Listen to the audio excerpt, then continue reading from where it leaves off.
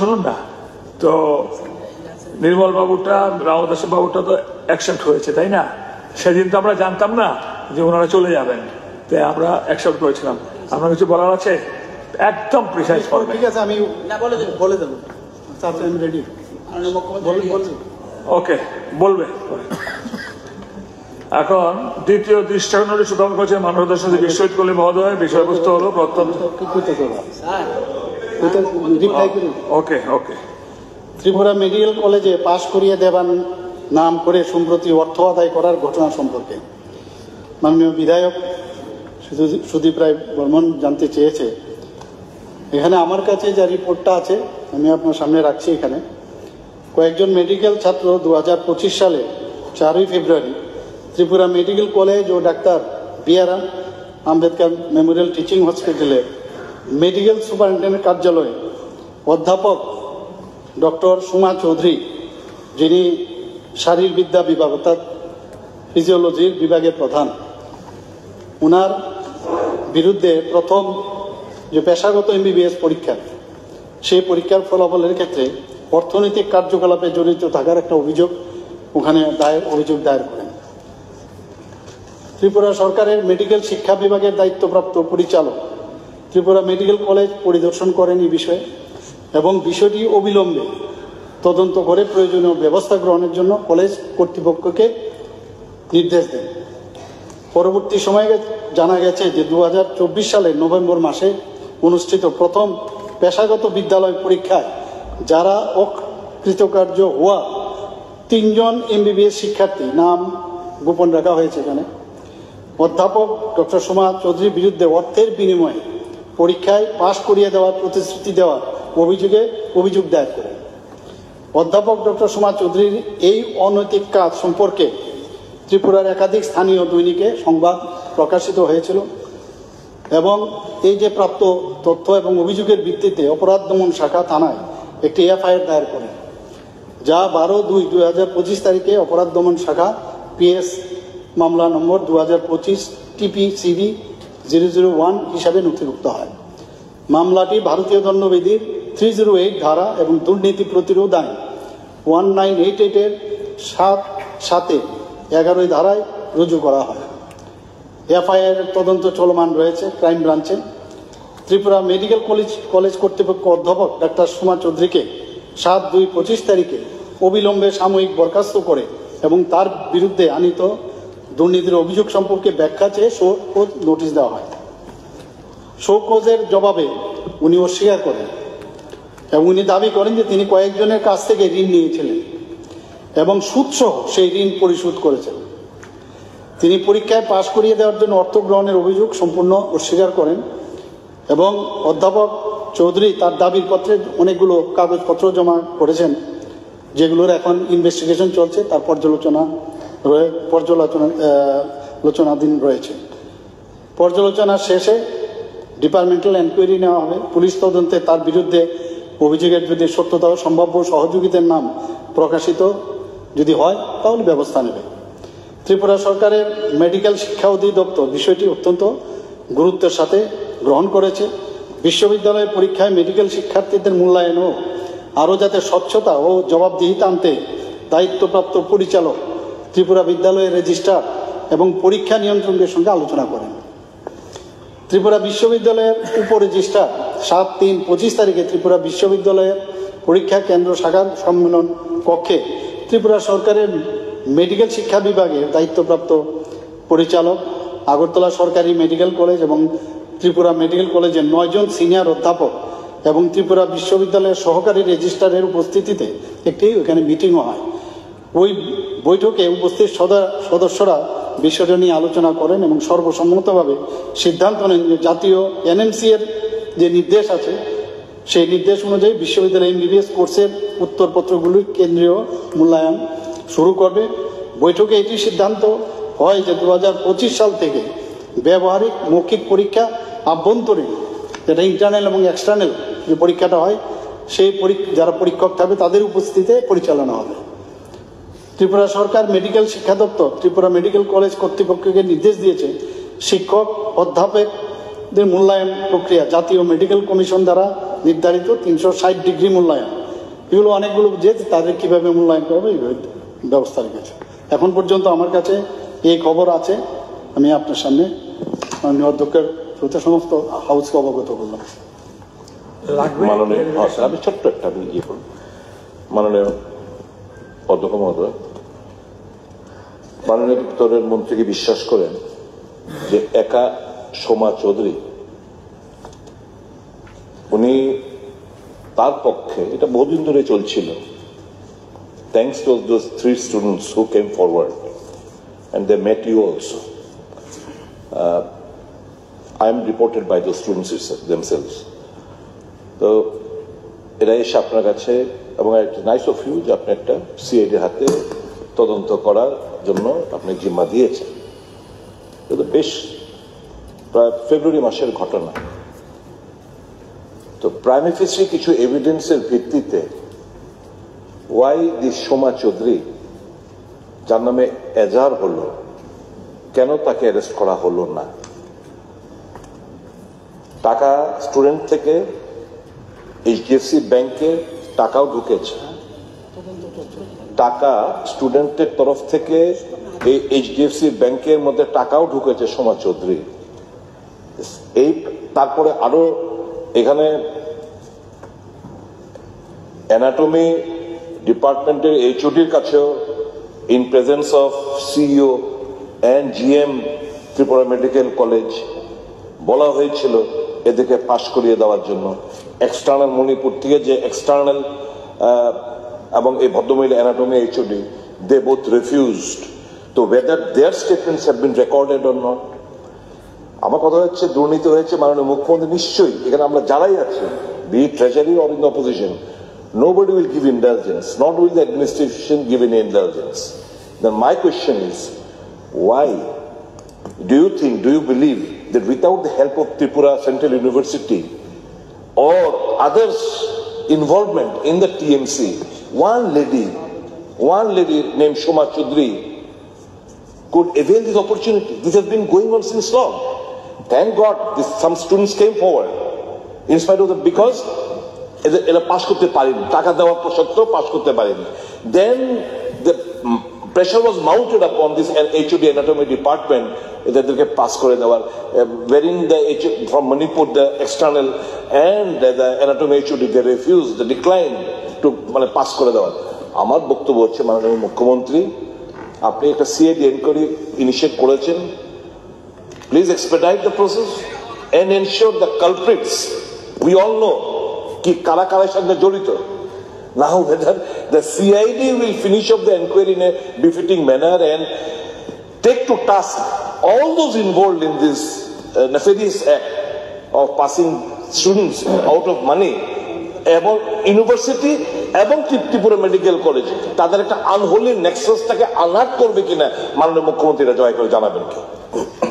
মাননীয় অধ্যক্ষ মহোদয়, মাননীয় বিধায়ক মহোদয় যে বিষয়টা এনেছেন, দেখুন এখানে তো রিপোর্ট যেহেতু বলেছে আমি সেইভাবে পাঠ করেছি। আসলে তো আমি ঘটনাটা যখনই জেনেছি সাথে সাথে আমি স্বতঃপ্রণোদিত হয়ে কিন্তু বিষয়টা আমি মানে খুব সিরিয়াসলি দেখার জন্য আমি বলেছি, এবং সেই অনুযায়ী কিন্তু ক্রাইম ব্রাঞ্চ সেটা হাতে নিয়েছে, ওরাও এফআইআর করেছে। তো এখন কিন্তু তদন্ত চলছে। আমি বললাম কাউকে স্পেয়ার করা যাবে না, নোবডি উইল বি স্পেয়ার, পরিষ্কার এর মধ্যে যদি দোষী হয়ে থাকে। এবং আমি স্টুডেন্টদেরকেও জিজ্ঞেস করলাম, আমার কাছে এসেছিল ওরা, আমি বললাম তোমরা পয়সা দিতে গেলে কেন, ওদের কেন দেবে? বলে আমরা গরিব, এখন যদি আমরা পাস না করি গার্জিয়ানরা এসেছিল। আমি বললাম আরে তুমি পয়সা কেন দিতে গেল? এখন দুটো বিষয়, ফেল করার কারণে এখন তোমাকে পাস কি করে করাবে, সেটা তো একটা, ও চাইছে আমাকে পাস করিয়ে দিই, সেটা কি করে আমরা বলবো যে না তোমাকে পাস করিয়ে দেবো? এটা অসম্ভব। এ তো ইউনিভার্সিটির বিষয়, এক্সটার্নাল ইন্টারনালের বিষয়, পাস করার বিষয়টা। কিন্তু তুমি যে বলছো যে পয়সার বিনিময়ে উনি আমাদের কথা দিয়েছিলেন, তারপর আমরা পাস করিনি, ফেল করার কারণে এখন আসছে বিষয়টা। তো এই ঘটনা শোনার সাপেক্ষেই কিন্তু আমি অ্যাকশন নিয়েছি, এবং এখন তদন্ত সাপেক্ষ, এবং nobody will be spared, that I can assure. ঠিক আছে, একদম থাকবে, থাকা উচিত, এবং সেটা আমার মনে হয় কাউকে ছাড়া হবে না, নিশ্চয়ই ছাড়া হবে। ওকে। দ্বিতীয় দৃশ্যকে নোটিশটি উত্থাপন করেছেন মাননীয় সদস্য শ্রী বিশ্বজিৎ কলই। নোটিশটির বিষয়বস্তু হল প্রত্যন্ত অঞ্চলে পানীয় জল সংকট দূরীকরণের দপ্তরে প্রয়োজনীয় উদ্যোগ নেওয়া সম্পর্কে। বিশ্বজিৎ বাবু, আমি মাননীয় মুখ্যমন্ত্রীর কাছে একটু জবাবটা একটু চাই আর কি। বলুন। পানীয় জলের সংকট দূরীকরণের দপ্তরে প্রয়োজনীয় উদ্যোগ নেওয়া সম্পর্কে। মাননীয় অধ্যক্ষ মহোদয়, মাননীয় বিধায়ক শ্রী বিশ্বজিৎ কলই যে এখানে কলিং অ্যাটেনশনে রেখেছেন যে প্রত্যন্ত অঞ্চলে পানীয় জলের সংকট দূরীকরণে দপ্তরের প্রয়োজনীয় উদ্যোগ নেওয়া।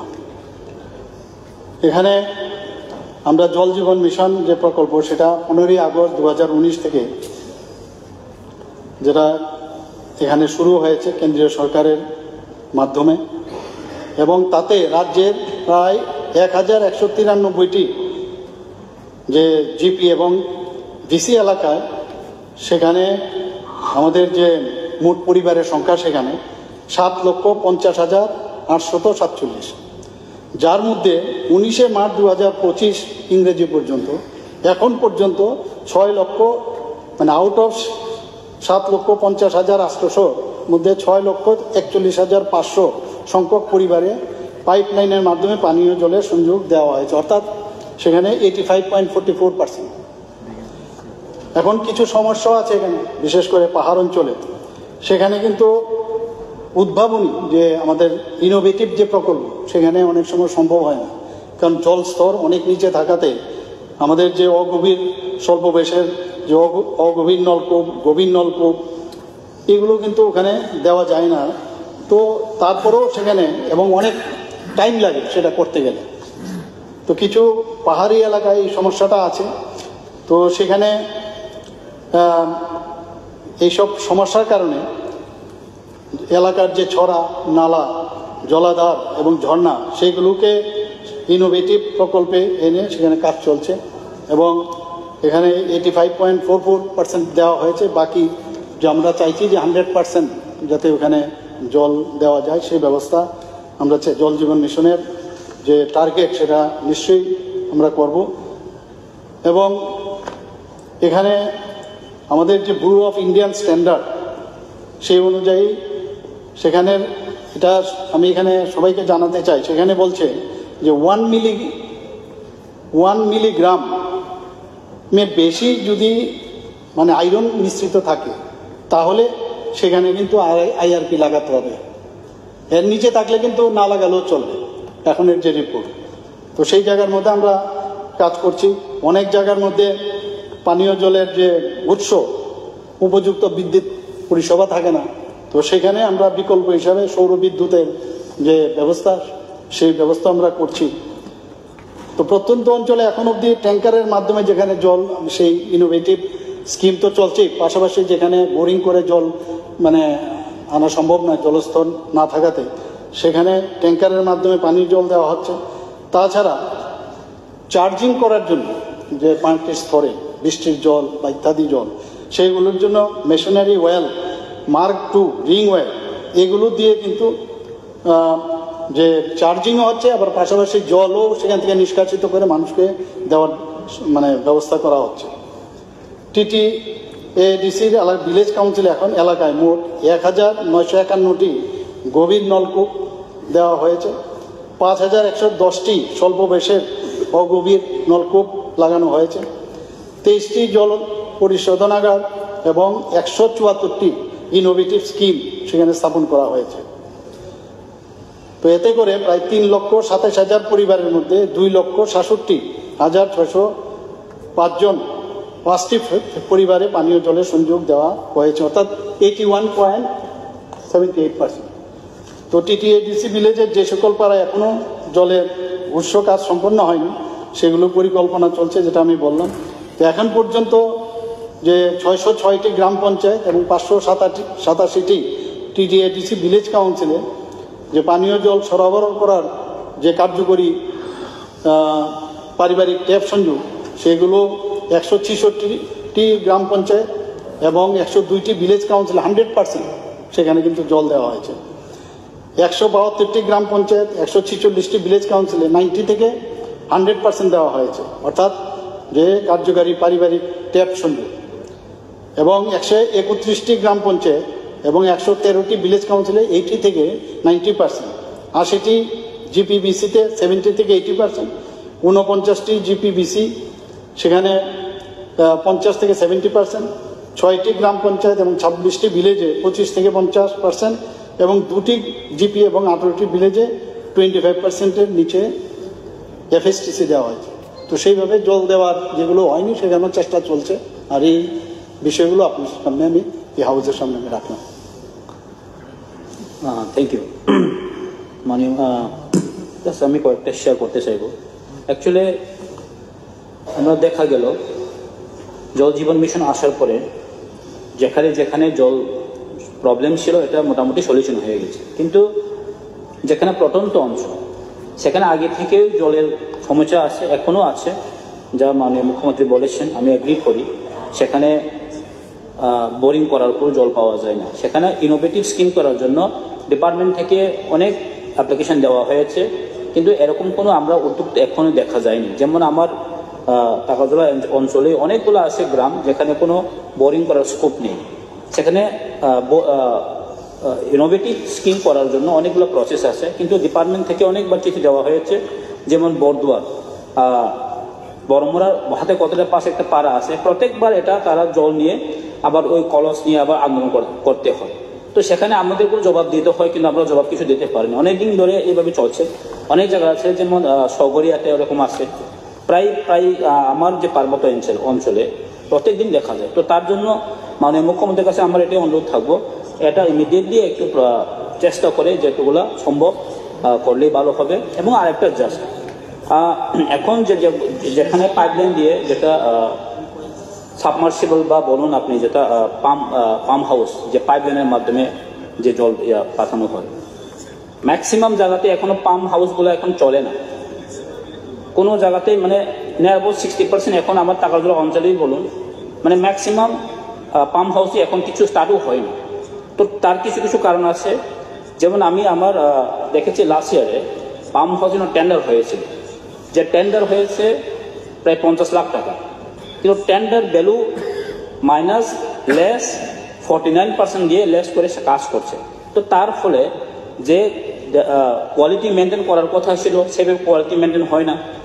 অনেক পাইপগুলো নিচে যাওয়ার কথা ছিল, কিন্তু এটা হয় না। রাস্তার পাশে রাস্তা একদম খনন না করেই তারা কিন্তু পাইপ বসিয়ে দেয়। তো গাড়ি যাওয়ার ফলে এগুলা সব মানে লিকেজ হয়।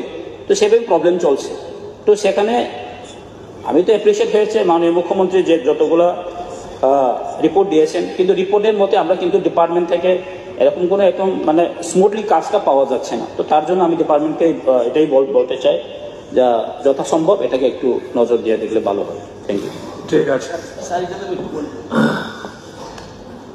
যেহেতু ইনোভেটিভ স্কিমের কথা বলছি, এটা মাননীয় মুখ্যমন্ত্রীর দপ্তর নয় বলছি, এরকম যদি থাকে, যেমন আপনি বলেছেন ছয়গড়িয়া বা এরকম, এগুলো তাকে লিস্ট দেবেন, আমরা immediately will take up the matter, এটা দেবেন।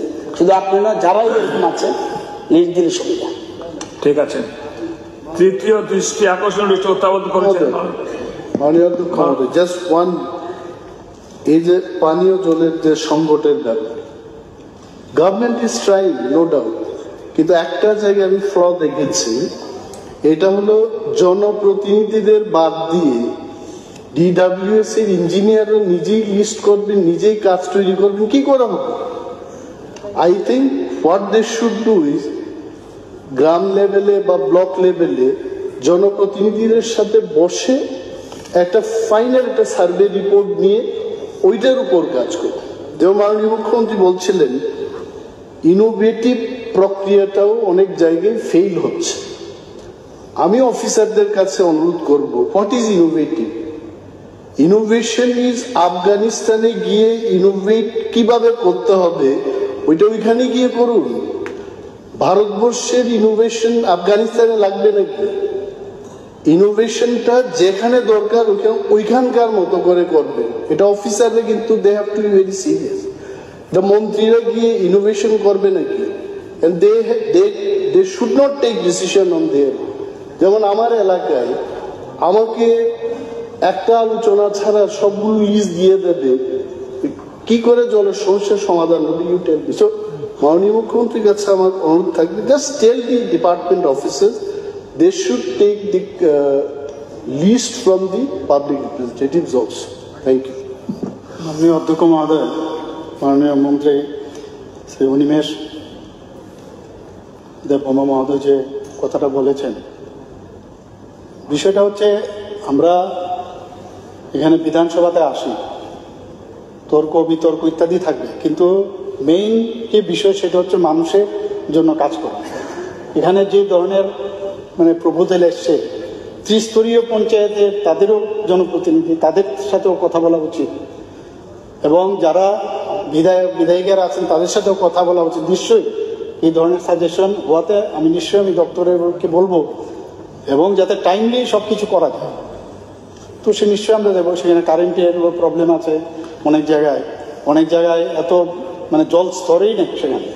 তো এই বিষয়গুলো নিয়ে আমরা মিটিং করি ঠিকই, তবে যেহেতু এই সাজেশন এসছে নিশ্চয়ই আমি ওনাদেরকে নির্দেশ দেবো। তৃতীয় দৃষ্টি আকর্ষণ চতুর্থ করেছেন মাননীয় সদস্য গোপাল চন্দ্র রায় মহোদয়। নোটিশটির বিষয়বস্তু হল TTADC আলোচনা হয়ে গেল তো এলাকায় প্রাথমিক শিক্ষার অগ্রগতি সম্পর্কে। হ্যাঁ হ্যাঁ হ্যাঁ হ্যাঁ, এটার দরকার আছে। আবার বলবেন? আবার আর বলার প্রশ্ন, এটা দরকার নেই। না, দরকার নাই। না না না, এই যে এখানে দেখো এই জিনিসটা আলোচনা হয়েছে, জিনিসটা কেন করছে? সিনিয়র বরঞ্চ আরো যদি আর যেগুলি হয়নি এগুলি আলোচনা করবো। একটা সিনিয়র মেম্বার আপনি স্যার, জনজাতিদের শিক্ষার আলোর থেকে অন্ধকারে ঠেলে দেওয়া ঠিক না।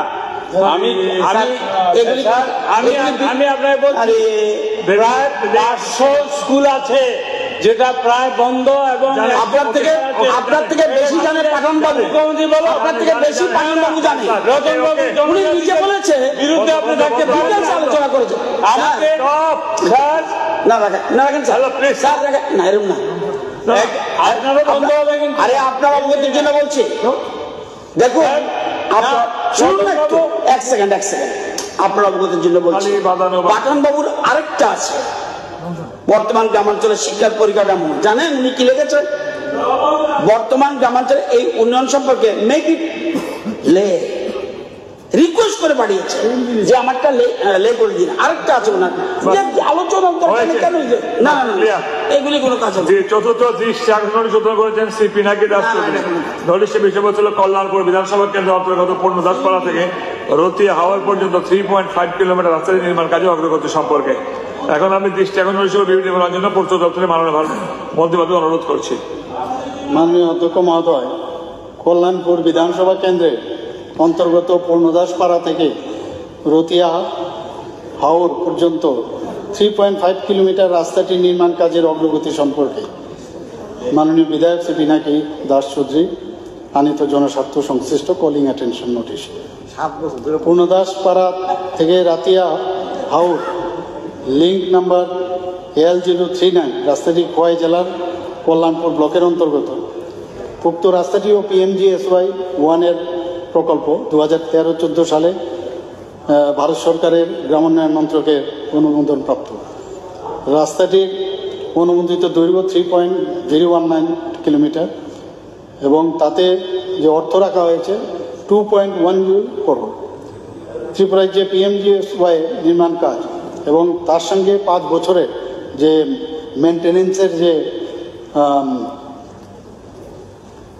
জন্য ভারত সরকার এবং ত্রিপুরা সরকার এবং NBCC মধ্যে একটা ট্রাইপার্টিট একটা চুক্তি সম্পাদিত হয়, যেটা আগেও আমি বলেছি আরেকজনের বিষয়ে। সেই চুক্তি মোতাবেক অন্যান্য জেলার সাথে খোয়াই জেলার PMGSY এর কাজ NBCCর কাছে এটা দেওয়া হয়। 19/11/2000 ইংরেজি সনে এই রাস্তাটা ঠিকাদারকে প্রদান করা হয়েছিল। সেখানেও CD অর্থাৎ ক্রস ড্রেন, প্রোটেকশন ওয়াল এবং ড্রেনের অভাবে গ্রামবাসীরা সেখানে কাজ বন্ধ করে দেয়। তো দীর্ঘদিন সেখানে কাজটা এই বিক্ষোভের পরে সেখানে বিলম্ব হচ্ছিল। পরে TRRDA Tripura rural roads development agency এবং NBCCর প্রতিনিধিরা সেখানে যৌথভাবে সেখানে পরিদর্শন করে এবং এখানে আবার নতুন করে একটা এস্টিমেট তৈরি হয় এবং সেই এস্টিমেট 2018 সালে সেটা পাঠানো হয় এবং TRRDA এবং স্থানীয় বাসিন্দাদের দাবি যাতে পূরণ হয় তাই এস্টিমেট স্ক্রুটিনি করার পর অতিরিক্ত কাজের অনুমোদন দেওয়া হয়েছিল। এখানে ট্রিপল সেল বক্স কালভার্ট নির্মাণ করার প্রভিজন DPR অন্তর্ভুক্ত ছিল, কিন্তু গ্রামবাসীরা শুরু থেকেই এই কালভার্টের নির্মাণ কাজ বন্ধ করে দিয়েছিল যেহেতু তাদের দাবি পূরণ হচ্ছিল না। পরবর্তীকালে স্থানীয় বিধায়কদের সহায়তায় সেখানে সমস্যার সমাধান সম্ভব হয়েছে এবং এই রাস্তাটির নির্মাণ কাজ যদিও বিলম্বিত হয়েছে, যার ফলে সমাপ্তির যে ডেট দেওয়া ছিল সেটা সেই সময়ে সম্ভব হয়নি। পরবর্তী সময়ে সেটা অর্থপ্রদান যখন দেওয়া হলো, বাকি যে টাকাটা দরকার ছিল সেই টাকা দেওয়ার পরে সেই কাজটা আবার কন্ট্রাক্টরকে দেওয়া হয়েছে। কিন্তু সড়ক নেটওয়ার্কের সংযোগ বজায় রাখার জন্য স্থানীয় মাননীয় MLA যিনি প্রশ্নটা করেছেন ওনার পরামর্শ নিয়ে জরুরি ভিত্তিতে NBCC সংস্কারের হাতে নিয়েছে, যা ছিল একটা সাময়িক তৎকালীন সময়। এখন সেটা আবার অবস্থাটা খুবই খারাপ হয়ে যায়। তো এখানে যে ট্রাই পার্টির যে চুক্তি হয়েছিল 5 বছরের চুক্তি অনুসারে সেখানে যে কাজ শেষ করার পরে মেনটেন্যান্স যে সেটা সম্ভব হয়নি। এখন আবার সেটা এজ ইজ ওয়ের বেসিসে আমাদের 29/11/2024 আমরা PWD সচিব সেটাকে নোটিফিকেশনের মাধ্যমে এখন PWD সেটা করবে এবং তার জন্য 2 কোটি টাকার একটা এস্টিমেট প্রস্তুত করা হয়েছে এবং রাজ্য সরকার এখন সেটার রক্ষণাবেক্ষণ এবং সমস্ত ব্যয়ভার বহন করবে। এবং আমি আশা করি যে 2025-26 অর্থ বছরের যে সংস্কার করার লক্ষ্যমাত্রা রয়েছে এই কাজ সম্পূর্ণ করা হবে। আমি বিষয়টা একটু ক্লিয়ার হয়ে গেল। বিষয়টা হচ্ছে যারা এই রিপোর্টটা দিছে সেটা আমি যতটুকু, যেহেতু আমার গ্রামে, এই গ্রামেই বাড়ি, আমার সামনেই রাস্তাটা, আসলে রাস্তাটা স্টার্ট করেছিল, কমপ্লিটই করেনি। কমপ্লিট না করে ব্ল্যাকটপ, মানে অর্ধেক রাস্তা ব্ল্যাকটপ করেছিল আর বাকিটা করেই নি, না করেই পরবর্তী 5 বছরের জন্য বা রিপেয়ারিং এর জন্য বা এই চলছিল। যাই হোক, আমাদের গভর্নমেন্ট আসার পর যখন যোগাযোগ করলাম, প্রথম তো এটা ট্রেসই পাচ্ছি না। PMG বলছে PMG, NBC বলছে, মানে কি একজনকে বলছে। পরবর্তী সময় যখন এটা নজরে আনা হলো এবং এটা আমাদের এমন একটা অবস্থায় দাঁড়িয়েছে, বাইসাইকেল নিয়ে যাওয়ার অবস্থা নেই, পাবলিক এই জায়গাতে বাধা দেয় এমন জায়গায় নেই, কালভার্ট বক্স এই জায়গাতে নেই। এই রাস্তার মধ্যে একটাই ব্রিজ এবং এটা হয়েছে, কিন্তু বাকি ব্ল্যাকটপ হয়নি। যেভাবে ছিল ওইভাবেই রয়েছে। মেনটেনি যিনি শ্রীদীপ সাহা কন্ট্রাক্টর, ওনার সঙ্গে কথা বলেছি, উনি কাজ ফেলে এসেছেন। বিভিন্ন লোকালি তখনকার সময় যারা দায়িত্বে ছিলেন, বিভিন্ন কমিশন যারা বলার আজকে চেষ্টা করে তাদের জন্য, যাই হোক যেভাবে ফেলে এসেছে সেটাকে নিয়ে ইদানিং আমাদের রাজ্যের মুখ্যমন্ত্রী সেই কথাটাকে কর্ণপাত করেছেন। একটা মিটিংয়ে বলেছিলাম ভিজিটের জন্য NBCC, PMG, PWD একসঙ্গে গেছে। এই ভিজিটে যাওয়ার পরও আমরা হদিশ পাচ্ছি না। যাক, আজকে মুখ্যমন্ত্রীর কথা শুনে আমি খুশি হলাম। তার জন্য 2 কোটি টাকা বরাদ্দ করেছেন এবং সদ্যটা শুরু হবে এবং এই রাস্তাটা শুরু যত তাড়াতাড়ি সম্ভব করতে পারে। যেহেতু বর্ষা এসে গেছে, নাই রাস্তা, আমি তো বলবো কার্বিনি 2 হাত নেই, যেটা 24 ফুট রাস্তা 5 ফুটও নেই অনেক জায়গায়, এমন জায়গায় দাঁড়িয়েছে। তো যাই হোক, এই রাস্তাটা যদি খুব তাড়াতাড়ি শুরু করা যায় তাহলে আমাদের প্রচুর সংখ্যক জাতি জনজাতি অংশ মানুষ উপকৃত হব। তার জন্য আমি মুখ্যমন্ত্রীকে অনুরোধ করে বলবো খুব তাড়াতাড়ি যাতে এটা শুরু হয়। ধন্যবাদ। ঠিক আছে। পঞ্চম দৃষ্টি নোটিশ উত্থাপন করেছে মাননীয় সদস্য শ্রী গোপাল চন্দ্র রায় মহোদয়। নোটিশটি বিষয়বস্তু হল স্মার্ট সিটির অগ্রগতি সম্পর্কে। এখন আমি উক্ত দৃষ্টি নোটিশ ও বিবৃতি প্রদানের জন্য নগর দপ্তরের ভারপ্রাপ্ত মাননীয় মন্ত্রীকে অনুরোধ করছি।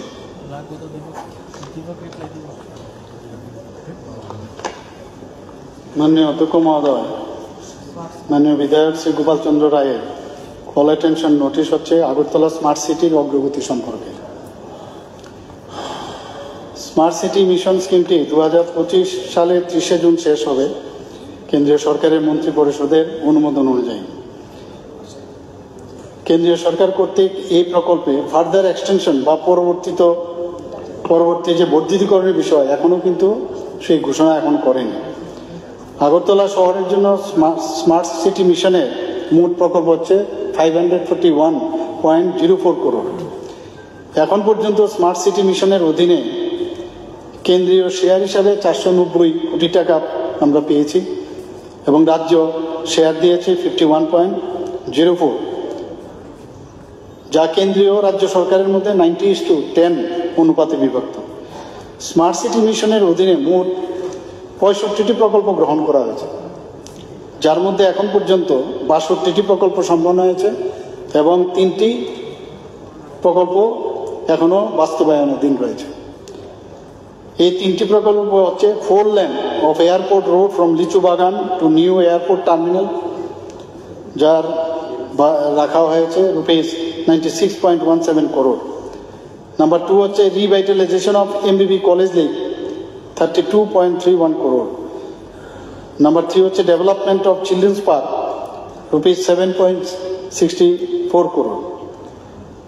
তো আশা করছি মে মাসের 2025-এর মধ্যে এই বাকি যে 3টে আমি বললাম সেগুলো কাজ সম্পন্ন হবে। তো সেইভাবে স্মার্ট সিটির কাজ হয়েছে এবং আগামী দিন যে 3টে বাকি আছে সেটাও সম্পন্ন হবে। একদম টু দ্য পয়েন্ট করে নেন, তাহলে আর কোনো কেউ ইয়ে করতে হবে। Point of clarification sir, so for my knowledge goes, আমাদের এলাকায় যেটা হাওড়া খাল আছে, রামঠাকুর বয়স থেকে আরম্ভ করে একটা খাল আছে, এটা ওই আপনার আমার মুখ্যমন্ত্রী এলাকায় গিয়েছেন, এই নেতাজি স্কুলের দিক দিয়ে গেছে, ওই খালটার এখনো পর্যন্ত কিছু হয়নি। দ্বিতীয় কথা হলো, এখানে 500 কোটি টাকা পাওয়া গেছে, 490 কোটি টাকা দিয়েছে কেন্দ্রীয় সরকার। এটার ব্যাপারে কি ব্যয় হয়েছে অনেক কথা আছে, এগুলি আমি ওঠাবো না।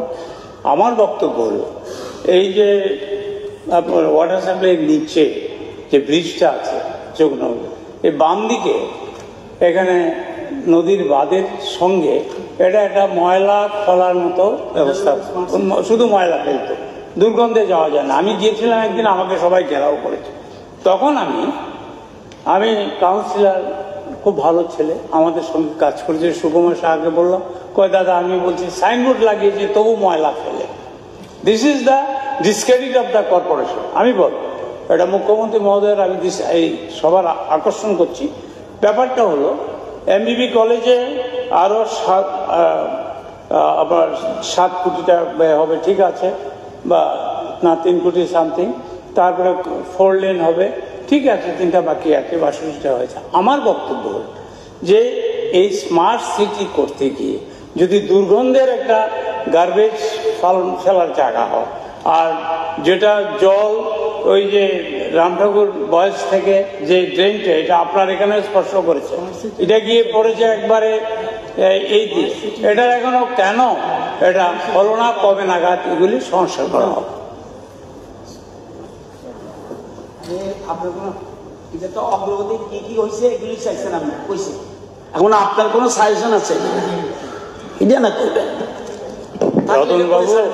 রতন বাবু, আপনি যদি বাস না দিতে চান বৃহস্পতিবারে আসবেন। আমি স্পেসিফিক বললাম, স্মার্ট সিটি ময়লা ফেলা হয়েছে, এটা ড্রেন এখনো হয়নি, এখানে ফ্লাড হচ্ছে, ঢুকাই তুললাম।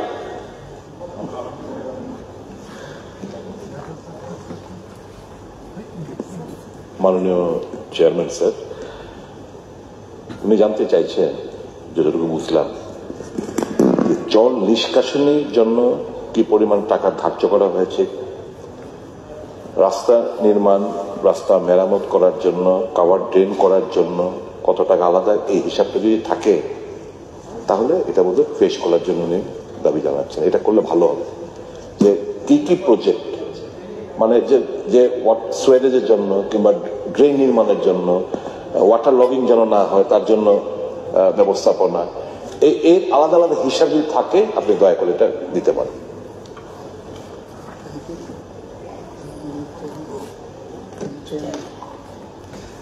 মাননীয় চেয়ারম্যান মহোদয়, এখানে মাননীয় বিধায়ক গোপালবাবু এবং মাননীয় বিধায়ক সুধীরবাবু যেটা বলছেন, একটা তো আমি উত্তর দিয়ে দিচ্ছি। আপনি যে জায়গাটা বলছেন সব কাজ কিন্তু স্মার্ট সিটির আন্ডারে না, অনেকগুলো কিন্তু অনেকটা বিভিন্ন স্মার্ট সিটির বাইরেও এএমসি তারাও কিন্তু কিছু কাজ হয়।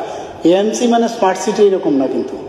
হ্যাঁ, 2 নম্বর হচ্ছে এখানে আমার কাছে পুরো যে কোন কোন প্রজেক্টে কি কি আছে সব, কত টাকা খরচ সব আছে, কিন্তু এটা আমি ইচ্ছা করলে লে করে দিতে পারি, কারণ এগুলো তো ওই সুয়েজ থেকে আরম্ভ করে সব আছে, এখানে সব দেওয়া আছে, আমি লে করে দিই।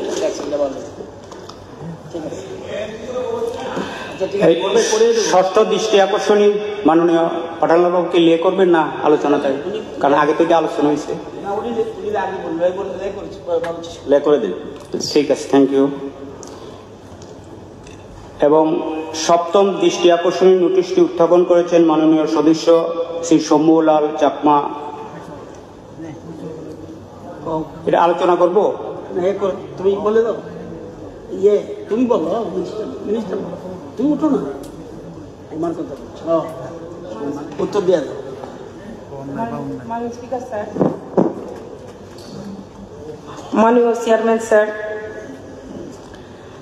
মাননীয় বিধায়ক শম্ভুলাল চাকমা মহাশয় যে কলিং অ্যাটেনশন নোটটি এনেছেন সেটি হলো বাস বেড ভিত্তিক শিল্পকে আরও বেশি করে আকর্ষণীয় ও লাভজনক করতে সামনু বিধানসভা কেন্দ্রে একটি ব্যাম্বো পার্ক করার জন্য দপ্তর কর্তৃক প্রয়োজনীয় উদ্যোগ নেওয়া সম্পর্কে।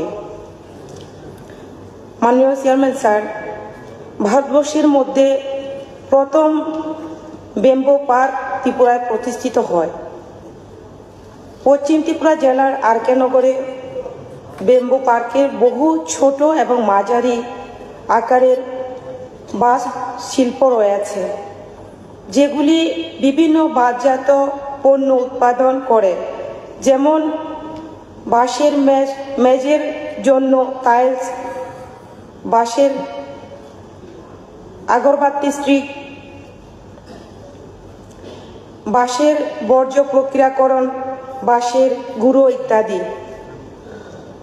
এই পার্কটি বাণিজ্য ও শিল্প মন্ত্রণালয়ের আর্থিক সহযোগিতায় প্রতিষ্ঠিত হয়েছে। বর্তমানে ত্রিপুরার বাঁশ মিশন ব্যাম্বো ভ্যালু চেন ডেভেলপমেন্টের আওতায় একটি নতুন ইন্টিগ্রেটেড ব্যাম্বো পার্ক প্রতিষ্ঠিত করার একটি বড় উদ্যোগ গ্রহণ করেছে। এই প্রকল্পটি জাতীয় বাঁশ মিশন এবং এশিয়া উন্নয়ন ব্যাংকের সহযোগিতায় বাস্তবায়িত হবে। নতুন ইন্টিগ্রেটেড ব্যাম্বো পার্কটি ত্রিপুরার উত্তর জেলায় সমতল 40 একরেরও বেশি জমির উপর প্রতিষ্ঠিত হবে। এই প্রকল্পের জন্য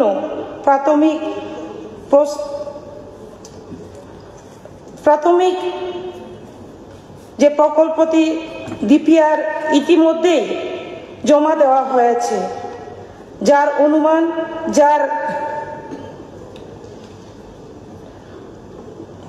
যার ব্যয় হবে 162.92 কোটি টাকা এবং এটি চূড়ান্ত অনুমোদনের জন্য অপেক্ষমান রয়েছে।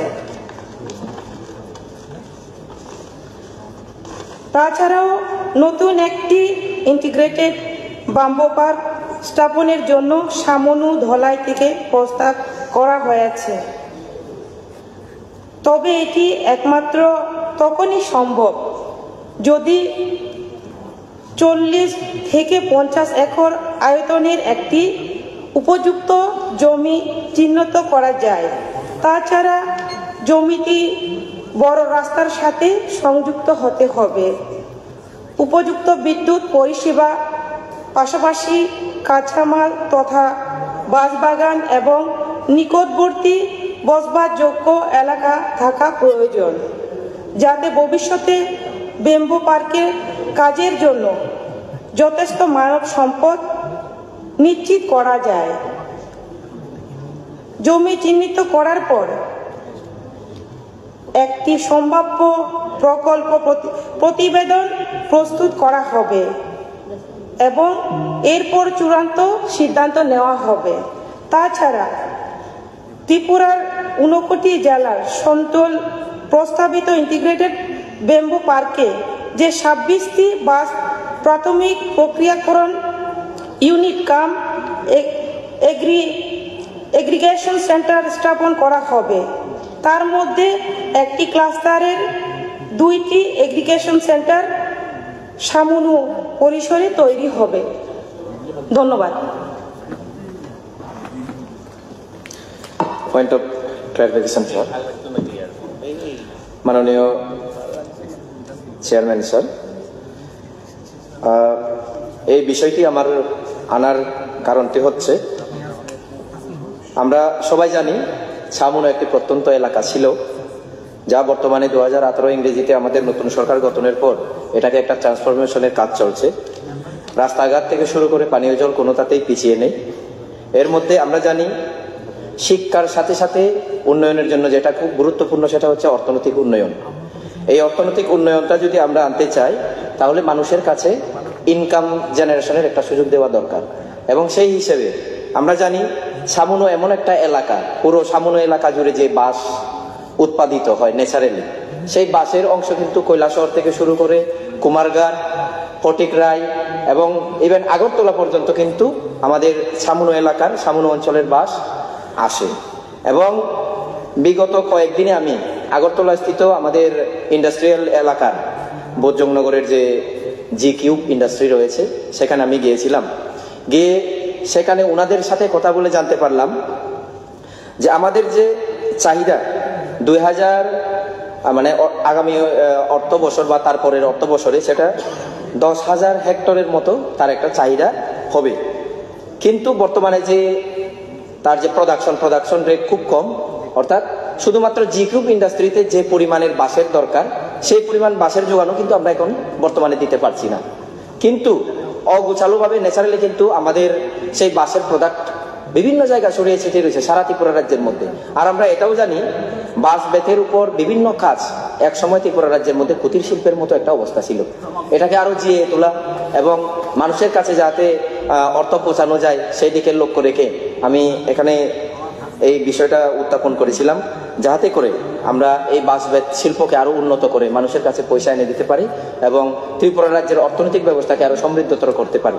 তার জন্য আমার মাননীয় চেয়ারম্যান সাহেব আপনার মাধ্যমে মাননীয় ভারপ্রাপ্ত মন্ত্রী মহোদয়া এবং আমাদের হাউস অফ লিডার এখানে মাননীয় মুখ্যমন্ত্রী মহোদয়ের প্রতিও আমার অনুরোধ থাকবে, যদি ছামুনো এলাকায় এরকম একটা উদ্যোগ নেওয়া যায় যে ব্যাম্বো পার্ক করার মাধ্যমে গরিব যারা রয়েছেন এলাকার জনগণ তাদেরকে যদি ইনকাম দেওয়া যায় তাহলে এলাকার জনগণ উপকৃত হবে। Thank you.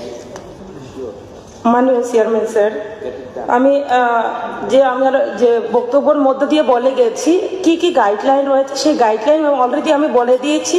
আমরা জানি যে আমরা বাঁশকে আমরা সবুজ সোনা বলে আমরা জানি। বিশ্বে বাঁশের গুরুত্ব রয়েছে, বিশেষ করে আমাদের ভারতবর্ষের পাশাপাশি আমাদের ত্রিপুরা রাজ্যে আমরা বাঁশের মাধ্যমে যেমন bamboo বুটল, bamboo jewellery, bamboo tiles, আমরা ব্যাম্বো আগরবাতি স্টিক আমরা করে থাকি। তো মাননীয় বিধায়ক মহাশয় যে বিষয়টি বলেছেন অলরেডি আমার ভাষণের মধ্যে ছিল। আমরা গাইডলাইন অনুসারে আমরা অবশ্যই দেখব কি করে করা যায়। Thank you sir. অষ্টম দৃষ্টি আকর্ষণী নোটিশটি উত্থাপন করেছেন মাননীয় সদস্য শ্রী দিলীপ কুমার রিয়া। নোটিশটির বিষয়বস্তু হল regarding the fulfilment of AWC in ADC area. এখন আমি উক্ত দৃষ্টি আকর্ষণ নোটিশটির উপর বিবৃতি প্রদানের জন্য সমাজ কল্যাণ ও সমাজ শিক্ষা দপ্তরে ভারপ্রাপ্ত মাননীয় মন্ত্রীকে অনুরোধ করছি। আমি খুব সংক্ষেপে বলছি, এটা আসলে বেশ অনেকগুলো পাতা, আমি খুব সংক্ষেপে বলবো। উনি যেটা করেছেন ত্রিপুরা স্বশাসিত জেলা পরিষদ এলাকায় অঙ্গনওয়াড়ি কেন্দ্র স্থাপনের চাহিদা পূরণ। আমাদের রাজ্যে ইতিমধ্যে যে অঙ্গনওয়াড়ি সেন্টার রয়েছে 10,222খানা, যার মধ্যে যদি আমরা দেখি 2018 সালের আগে 9,911টি অঙ্গনওয়াড়ি কেন্দ্র ছিল। জনজাতি এলাকায় 3,209টি অঙ্গনওয়াড়ি কেন্দ্র এবং অন্যান্য এলাকায় 6,702টি অঙ্গনওয়াড়ি কেন্দ্র। 2018 থেকে 2024 অব্দি 311টা অঙ্গনওয়াড়ি কেন্দ্র বানানো হয়েছে। আমি শুধু এই তথ্যটা এর জন্য বলছি, এখানে যারা বিরোধী দলের বিধায়কগণ আছেন ওনারা এবং এই হাউসের অবগতির জন্য, যে বারবার প্রশ্ন আছে যে জনজাতি এলাকায় উন্নয়ন কতটুকু হচ্ছে। আমরা 311খানা অঙ্গনওয়াড়ি সেন্টার নির্মিত হয়েছে, যার মধ্যে 149টি অঙ্গনওয়াড়ি কেন্দ্র শুধু জনজাতি এলাকায় আমরা এই 6 বছরে নির্মিত করেছি। আর অন্যান্য এলাকায় গোটা রাজ্যে 162টা অঙ্গনওয়াড়ি কেন্দ্র নির্মাণ হয়েছে। এছাড়াও আরো আমরা নতুন করে পিজিটি যে জন্মন প্রকল্প, তাতে করে 53টা অঙ্গনওয়াড়ি কেন্দ্রের জনজাতি এলাকায় নির্মাণের আমরা অনুমোদন পেয়েছি। এছাড়াও ধরতি আবা জনজাতি যে প্রকল্প গ্রাম উন্নয়ন উৎকর্ষ অভিযান, তাতে করেও 123টি নতুন অঙ্গনওয়াড়ির জন্য আমরা প্রপোজাল পাঠিয়েছি। অর্থাৎ আমরা যদি দেখি আরো 176টা অঙ্গনওয়াড়ি কেন্দ্র শুধু জনজাতি এলাকার জন্য আমরা অনুমোদনের জন্য কেন্দ্রে পাঠিয়েছি। তো এটাও আমি এই কথাটা বলতে চাইছি যে 311টা অঙ্গনওয়াড়ি কেন্দ্রের মধ্যে অর্ধেক অঙ্গনওয়াড়ি কেন্দ্র অলরেডি জনজাতি এলাকায় তৈরি করেছি, এছাড়া আরো 176টা তৈরি হবে। এটার সবচেয়ে বড় কারণ হচ্ছে এটা জনসংখ্যার আধারে অঙ্গনওয়াড়ি কেন্দ্র নির্মিত হয়। যেমন 300 থেকে 800 জন জনসংখ্যা যদি হয় জনজাতি এলাকায়, তাহলে একটা অঙ্গনওয়াড়ি হবে। 800 থেকে 1600 হলে 2টা অঙ্গনওয়াড়ি কেন্দ্র হবে। 1600 থেকে 24 হলে 3টা অঙ্গনওয়াড়ি কেন্দ্র হবে। অর্থাৎ কমিউনিস্টের ওই 25 বছর তারা লাগাতো যে জনসংখ্যার নিরিখে জনজাতি কেন্দ্র তারা তৈরি করেনি জনজাতি এলাকায়। এটা এখন আমরা পূরণ করছি, আমরা এই সংখ্যাটা পূরণ করছি। আর বাকি রইল ওনাকে আর্থিকভাবে যে সাহায্য করে আমাদের যেটা 6টা অঙ্গনওয়াড়ি সেন্টার অর্থাৎ সিডিপিও জনজাতি এলাকার মধ্যে চলে। আমাদের টোটাল হচ্ছে 56টি সিডিপিও। এর মধ্যে 56টার মধ্যে নতুন একটা আমরা নতুন পেয়েছি 57টা। এটাও গঙ্গানগর ব্লকের অধীনে আমরা সিডিপিও অফিস নতুন হচ্ছে সেখানে। এই 57টা অঙ্গনওয়াড়ি সেন্টার, এই 57টা অঙ্গনওয়াড়ি সেন্টারের আমরা যদি দেখি যে 6টা অঙ্গনওয়াড়ি সেন্টার 57টার মধ্যে জনজাতি এলাকায় কাজ করে, যার মধ্যে হলো আপনার ছামনু, মনু, ডম্বরনগর, দামছড়া, জম্পুহিল ও কাঞ্চনপুর। এই ছটার জন্য 2024-25 আমরা যে অর্থ দিয়েছি 32 কোটি 11 লক্ষ টাকা আমরা দিয়েছি। তার মধ্যে 14 কোটি 59 লক্ষ টাকা দিয়েছি প্রশাসনিক খরচা এবং গাড়ি ভাড়া, পেট্রোল, ডিজেল এই সমস্ত বাবদ, এবং 2 কোটি 24 লক্ষ টাকা দেওয়া হয়েছে অঙ্গনওয়াড়ি কেন্দ্রের ইনসেন্টিভ বাবদ। 21 লক্ষ অঙ্গনওয়াড়ি কেন্দ্রে গ্যাস সংযোগ বাবদ 9 লক্ষ টাকা দেওয়া হয়েছে। মোবাইল রিচার্জ বাবদ 27 লক্ষ টাকা দেওয়া হয়েছে এবং কমিউনিটি ইভেন্ট বাবদ 7 লক্ষ টাকা, অঙ্গনওয়াড়ি কর্মী সহায়ক পেনশন বাবদ 10 লক্ষ টাকা, মাতৃপুষ্টি উপহার বাবদ 35 লক্ষ টাকা, ট্রান্সফার ফান্ড 1.5 কোটি টাকা অর্থাৎ 1.5 কোটি টাকা দেওয়া হয়েছে। এই সমস্ত মিলে আমরা যদি দেখি যে আমাদের জনজাতি এলাকায় 3 বছরের যে অর্থ আমরা দিয়েছি সেটা আমি লে করে দিচ্ছি এখানে।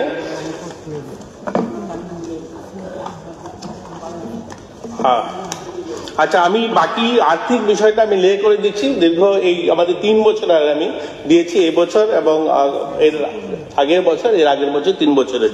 বাকি যদি কিছু থাকে জিজ্ঞাসা করতে পারেন, আমি বাকি পেপারসগুলো লে করে দিচ্ছি।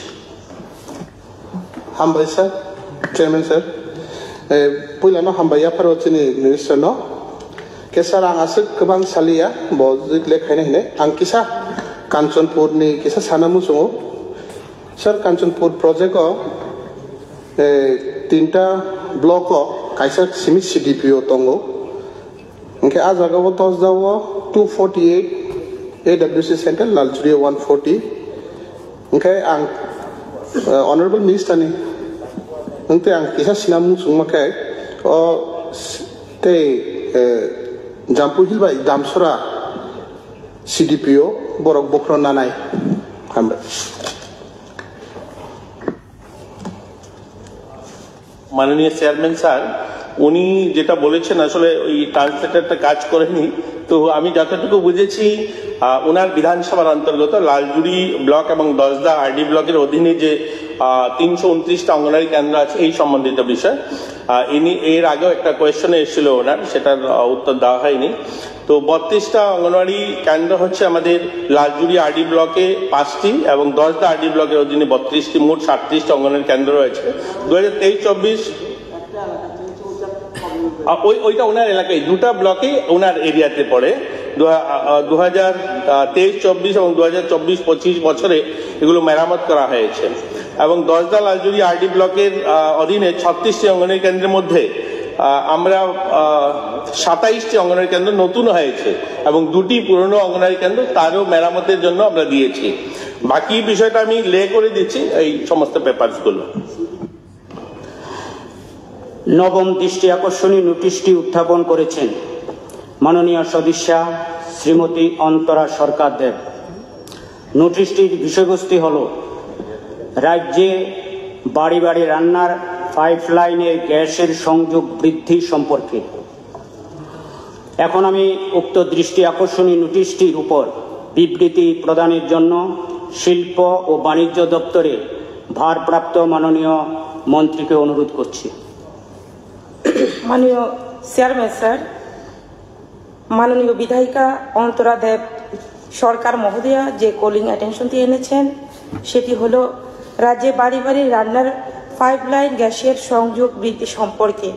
বর্তমানে ত্রিপুরাতে 60,559 পরিবারের বাড়িতে ডোমেস্টিক পাইপলাইন কানেকশনের মাধ্যমে বাড়ি বাড়ি গ্যাস সরবরাহ করা হচ্ছে।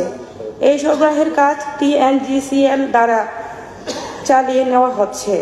Ministry of petroleum and natural গ্যাসের নিয়ম অনুসারে petroleum and natural gas regulator board থেকে TNGCL-কে দুটি geographical area west Tripura and Gomati ডিস্ট্রিক্টকে পাইপলাইনের মাধ্যমে গ্যাস সরবরাহ করার জন্য অনুমোদন প্রদান করা হয়েছে এবং দ্বিতীয় পর্যায়ে ত্রিপুরার 6টি জেলাতে petroleum and natural gas regulator board দ্বারা north east gas distribution company limited নামক সংস্থাকে বাড়ি বাড়ি গ্যাস সরবরাহ করার অনুমোদন প্রদান করা হয়েছে।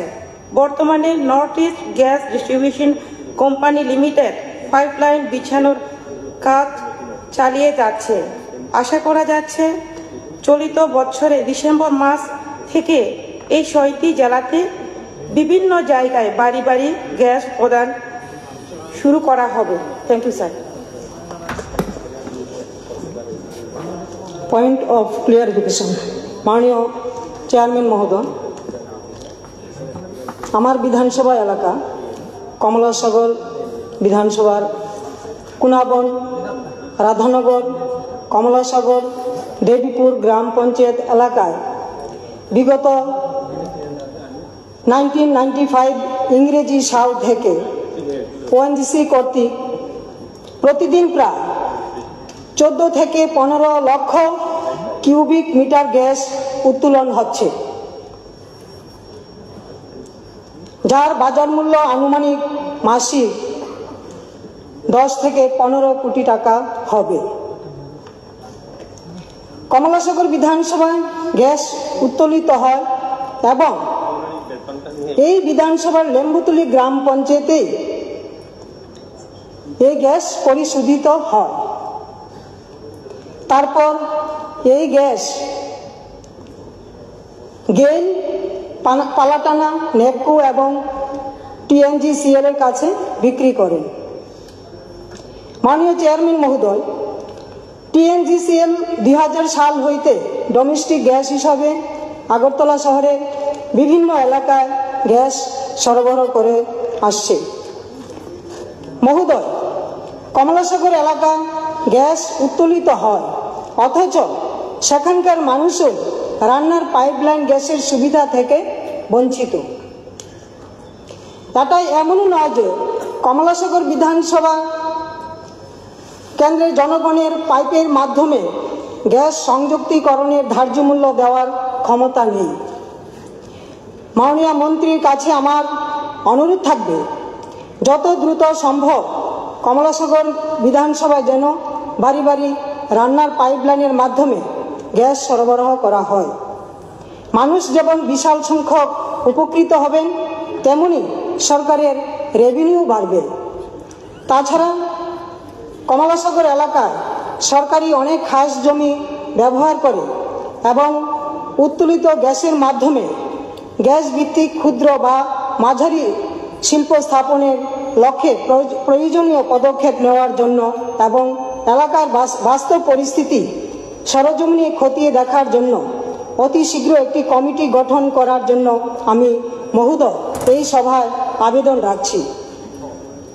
মাননীয় চেয়ারম্যান মহোদয়, এই দাবি শুধু কমলাসাগর বিধানসভা এলাকার জন্য নয়, এর মাধ্যমে পার্শ্ববর্তী অন্যান্য বিধানসভা এলাকা এবং সামগ্রিকভাবে রাজ্যেরও উন্নতি হতে পারে। এই ব্যাপারে প্রয়োজনীয় উদ্যোগ নেওয়ার লক্ষ্যে আমি মাননীয় মুখ্যমন্ত্রীজির নিকট বিনীত আবেদন রাখছি। ধন্যবাদ। মাননীয় চেয়ারম্যান স্যার, আমাদের যে gas base industry will be set up by private company as per gas productions of availability in future. আগামীতে আমরা যেটা আমরা জানি যে আমাদের সমগ্র ত্রিপুরা রাজ্যে গ্যাসের প্রয়োজন রয়েছে, এবং যেটা আমি অলরেডি ব্রিফিং করেছি TNGCL এর বিষয় নিয়ে, যেটা আমাদের ওয়েস্ট ত্রিপুরাতে আমরা 6,000-এরও বেশি আমরা হাউস হোল্ডারকে আমরা নতুন কানেকশন দেব। তো সর্বোপরি TNGCL এর যে আমাদের ত্রিপুরা রাজ্যে আমরা 16,600 নতুন আগামী যে 3 বছরে আমরা দেব। পাশাপাশি যেহেতু গ্যাস ইন্ডাস্ট্রি সেটা প্রাইভেট কোম্পানি, তো আমরা যখনই পর্যাপ্ত পরিমাণে হবে আমরা সেটা আগামীতে প্রয়োজন বশত দেখব। ধন্যবাদ স্যার। চেয়ারম্যান স্যার, বরং চেয়ারম্যান যে কানেকশন গ্যাস পাইপলাইন কল সাকা বা কিসামা সামাই গ্যাস যে কালেকশন যে মানে আগরতলাও বেশিরভাগ গোলাঘাটি বিধানসভা কেন্দ্র গাঁওতি এরিয়া ও জায়গা নুকা বেশিরভাগ ওএনসি বা যে কোনো গ্যাস যে ফাইমানি ওরা কিন্তু গাঁওতি এরিয়ানি কালাইও आं चेयरमैन साहब नि माध्यमे आं बरंगनासे मंत्री महोदयना कयनाय जेहेतु आइननि गावदि एरियानि गेस लाइन फायो जेहेतु गावदि बाजार एरिया ताई गोबां माजे पाला दंमानि अरब पाइप लाइन कानेक्शन नांथों आं बिनिथानि कबुंनांगौ हामबाय। पॉइंट ऑफ क्लियरिफिकेशन, আমাদের কমলাসাগর বিধানসভায় তো প্রত্যেক দিন কত কত গ্যাস উত্তোলন হচ্ছে, মানে পর্যাপ্ত পরিমাণ হলে দেবে, কিন্তু ওই বিধানসভায় তো দিতেই হবে, কারণ ওইখানে গ্যাস উঠছে প্রত্যেক দিন। মাননীয় চেয়ারম্যান স্যার, আমি এখানে অলরেডি এই বিষয় নিয়ে আলোচনা করেছি। আমি বলেছি কি যে আমাদের TNGCL এর আমাদের উদ্যোগ আমরা আগামীতে যে 6,000-এরও বেশি হাউস হোল্ডারকে আমরা কানেকশন দেব। তার পাশাপাশি আমরা পুরো ত্রিপুরা রাজ্যে 16,600 3 বছরের মধ্যে আমরা কানেকশন দেব। তো আমাদের পুরো 8টি জেলাতেই আমরা যে আমাদের TNGCL থেকে শুরু করে গ্যাস আমাদের যে রয়েছে, তো আমরা বিভিন্নভাবে চেষ্টা করছি যাতে প্রতিটি জায়গাতে দেওয়া যদি সম্ভব হয় আমরা চেষ্টা চালিয়ে যাচ্ছি যাতে দিতে পারি। Thank you sir. দশম দৃষ্টি আকর্ষণী নোটিশটি উত্থাপন করেছেন মাননীয় সদস্য শ্রী সুদীপ রায় বর্মন। নোটিশটির বিষয়বস্তু হল for immediate filling up of all vacant post। এখন আমি উক্ত দৃষ্টি আকর্ষণী নোটিশটির উপর বিবৃতি প্রদানের জন্য অর্থ দপ্তরের ভারপ্রাপ্ত মাননীয় মন্ত্রীকে অনুরোধ করছি। মাননীয় চেয়ারম্যান মহোদয়, মাননীয় সদস্য সুদীপ রায় বর্মন মহাশয়ের দৃষ্টি আকর্ষণের যে প্রস্তাব immediate filling up of all vacant post, শূন্যপদ সম্বন্ধে সাধারণত আমরা বলতে গেলে হয় যদি কেউ অবসরে চলে যায় বা স্বেচ্ছায় অবসর নেন, অথবা কেউ যদি কর্মরত অবস্থায় মারা যান, তার ফলশ্রুতি হিসাবে সেই পদগুলি খালি হয় এবং সেগুলোকে শূন্যপদ বলে।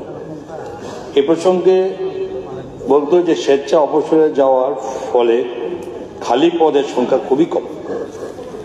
তাছাড়া বিভিন্ন দপ্তর সময়ের সাথে তাল মিলে বিভিন্ন নতুন নতুন পদ সৃষ্টি করে থাকে। যতদিন পর্যন্ত পদ সেগুলো পূরণ না হয় সেগুলিকে শূন্য পদ হিসাবে ধরা হয়। তাছাড়া কোনো ক্যাডার সার্ভিসে যে স্যাংশন স্ট্রেংথ থাকে যদি ম্যান ইন পজিশনের থেকে কম হয় তাহলে ওই পদগুলিকেও শূন্য পদ বলা হয়। নন ক্যাডার পোস্টগুলির ক্ষেত্রে যতক্ষণ না রাজ্য সরকার ওই পদগুলিকে পার্মানেন্ট বলে ডিক্লেয়ার না করছে ততক্ষণ পর্যন্ত ওই সব পদগুলিকে টেম্পোরারি পদ বলে বিবেচিত হয়। সাধারণত কোনো পদ যদি 10 বছর এক নাগারে অকুপাই করে থাকে সেই পদগুলি 80% পদ রাজ্য সরকার বিভিন্ন কিছু বিবেচনা করে পার্মানেন্ট ডিক্লেয়ার করতে পারে। রাজ্য সরকারের প্রচলিত নিয়ম অনুসারে কোনো পদ পূরণ করতে গেলে জিএআর ডিপার্টমেন্টের কনকারেন্স, এরপর অর্থ দপ্তরের কনকারেন্সে এবং ক্যাবিনেট অ্যাপ্রুভালের প্রয়োজন হয়। রাজ্য সরকার দপ্তরের প্রয়োজনীয়তা এবং রাজ্যের রিসোর্সের কথা মাথায় রেখে এই ফিলিং আপের পারমিশন দিয়ে থাকে। এখন আমি বলতে চাই, আমরা বাজেট এট এ গ্ল্যান্স থেকে বিভিন্ন সময় অ্যাসেম্বলিতে বলি যে প্রত্যেক বছর যে প্রচুর শূন্যপদ সৃষ্টি হচ্ছে কর্মচারীদের অবসরে যাওয়ার ফলশ্রুতি হিসাবে। যে শূন্যপদগুলি আমরা সরকারে আসার পরে অবসরে যাওয়ার জন্য সৃষ্টি হয়েছিল সেখানে শূন্যপদ সৃষ্টি হয়েছে 31,056টি এবং এর মধ্যে মানে এখানে group A, group B, group C, group D total মিলিয়ে এর মধ্যে 6,779টি গ্রুপ ডি পদ বাদ দিলে বাকিগুলো গ্রুপ এ, গ্রুপ বি এবং গ্রুপ সি এর মধ্যে পড়ছে। এ প্রসঙ্গে আমি বলতে চাই, যখন অবসরে যাওয়ার ফলে কোনো শূন্যপদ সৃষ্টি হয় তা গ্রুপ ডি পদ বাদ দিয়ে বাকিগুলো মোস্টলি সিনিয়র লেভেলের পোস্ট থাকে এবং যেগুলি শুধু প্রমোশনের ভিত্তিতে পূরণ করা সম্ভব। আমরা ক্ষমতা আসার পর দেখলাম 2015 সালের পর সমস্ত প্রমোশন বন্ধ ছিল, যার ফলে এন্ট্রি পোস্টের ভ্যাকেন্সি তৈরি হচ্ছিল না এবং সিনিয়র পোস্টও ফিল আপ হচ্ছিল না। এর ফলশ্রুতি হিসাবে এক রকমের প্রশাসনিক জটিলতা চলছিল এবং আমরা এসে কিছুদিনের মধ্যেই অ্যাডহক প্রমোশন পলিসি চালু করে এই প্রমোশনের জটিলতা নিরসনের চেষ্টা করি। এই নতুন চাকরি দেওয়ার ব্যাপারে আমরা ক্ষমতা আসার পর 17,554টি, এর মধ্যে 1,540টি ডাইনার্সের এবং বিভিন্ন ক্যাডার সার্ভিস সহ আমরা পূরণ করতে পেরেছি। বিভিন্ন অর্থবর্ষে ডাইনার্সের 1,540 আমি ডিটেলস তার বলি না, 2018-19 353 জনকে দিয়েছে, 2019-20 277 জনকে দেওয়া হয়েছে, 2020-21 183 জনকে দেওয়া হয়েছে, 2021-22 188 জন দেওয়া হয়েছে এবং 2022-23 275 জন, 2023-24 160, 2024-25 104, টোটাল 1,540। এবং এরপরেও আমরা গত বছর এই বছর মিলে 6,009টি পদ সৃষ্টি করেছি এবং 12,338টি পদ পূরণের জন্য অর্থ দপ্তর থেকে অনুমোদন আমরা দিয়েছি, যা বিভিন্ন প্রক্রিয়া আছে এবং খুব সহসায় পূরণ হবে বলে আমরা আশাবাদী। এবং এই যে টোটাল 12,338টি পদ, এর মধ্যে আমি ডিটেলস তবে একটু বলি মোটামুটি ভাবে যে আমরা 200 জন জুনিয়র ইঞ্জিনিয়ার ডিগ্রি পদ টিপিএসসির মাধ্যমে ইন্টারভিউর মাধ্যমে রেজাল্ট আউট হয়ে গেছে এবং এর মধ্যে নিযুক্তি পর্যায়ে চলে আসবে। আরো 200 জন জুনিয়র ইঞ্জিনিয়ার ডিপ্লোমা পদ টিপিএসসির মাধ্যমে নিয়োগ প্রক্রিয়া আছে, যা আগামী কিছুদিনের মধ্যে নিযুক্তির পর্যায়ে চলে আসবে বলে আশা করি।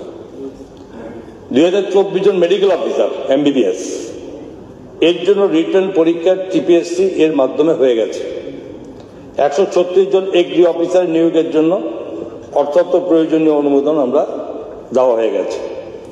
16 জন সুপার স্পেশালিস্ট ডক্টর এবং 172 জন স্পেশালিস্ট ডাক্তার নিয়োগের জন্য অর্থাৎ অনুমোদন দিয়েছে। অর্থাৎ 400টি অ্যাসিস্ট্যান্ট প্রফেসর পদ পূরণের জন্য অনুমোদন দেওয়া হয়েছে। তাছাড়া বিভিন্ন পদ যেমন 218টি সাব ইন্সপেক্টর, 423টি এগ্রি অ্যাসিস্ট্যান্ট পদ, 125টি আমিন পদ এবং 28টি ফরেস্ট রেঞ্জারের পদের জন্য অর্থাৎ অনুমোদন দিয়েছে। এবং আমি আপনাকে সবাইকে বলতে চাই যে রাজ্য সরকার বিভিন্ন শূন্য পদগুলো পূরণের জন্য যথেষ্ট আন্তরিক আছে এবং সময়ের সঙ্গে সেগুলো পূরণ হতে যাবে।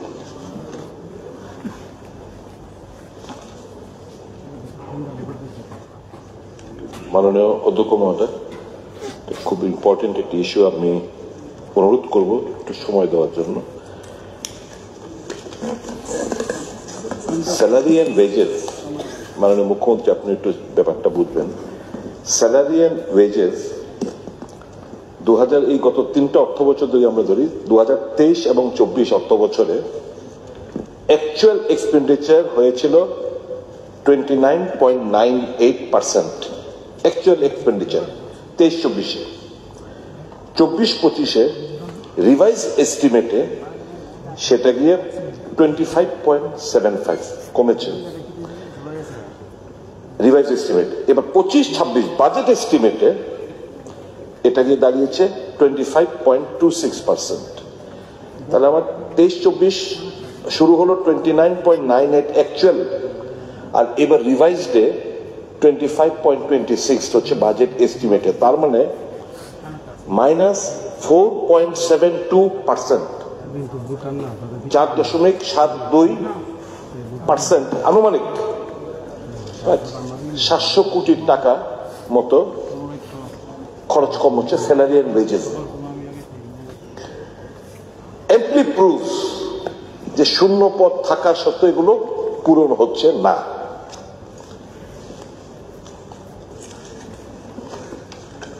মাননীয় মুখ্যমন্ত্রী, we are here to help you out.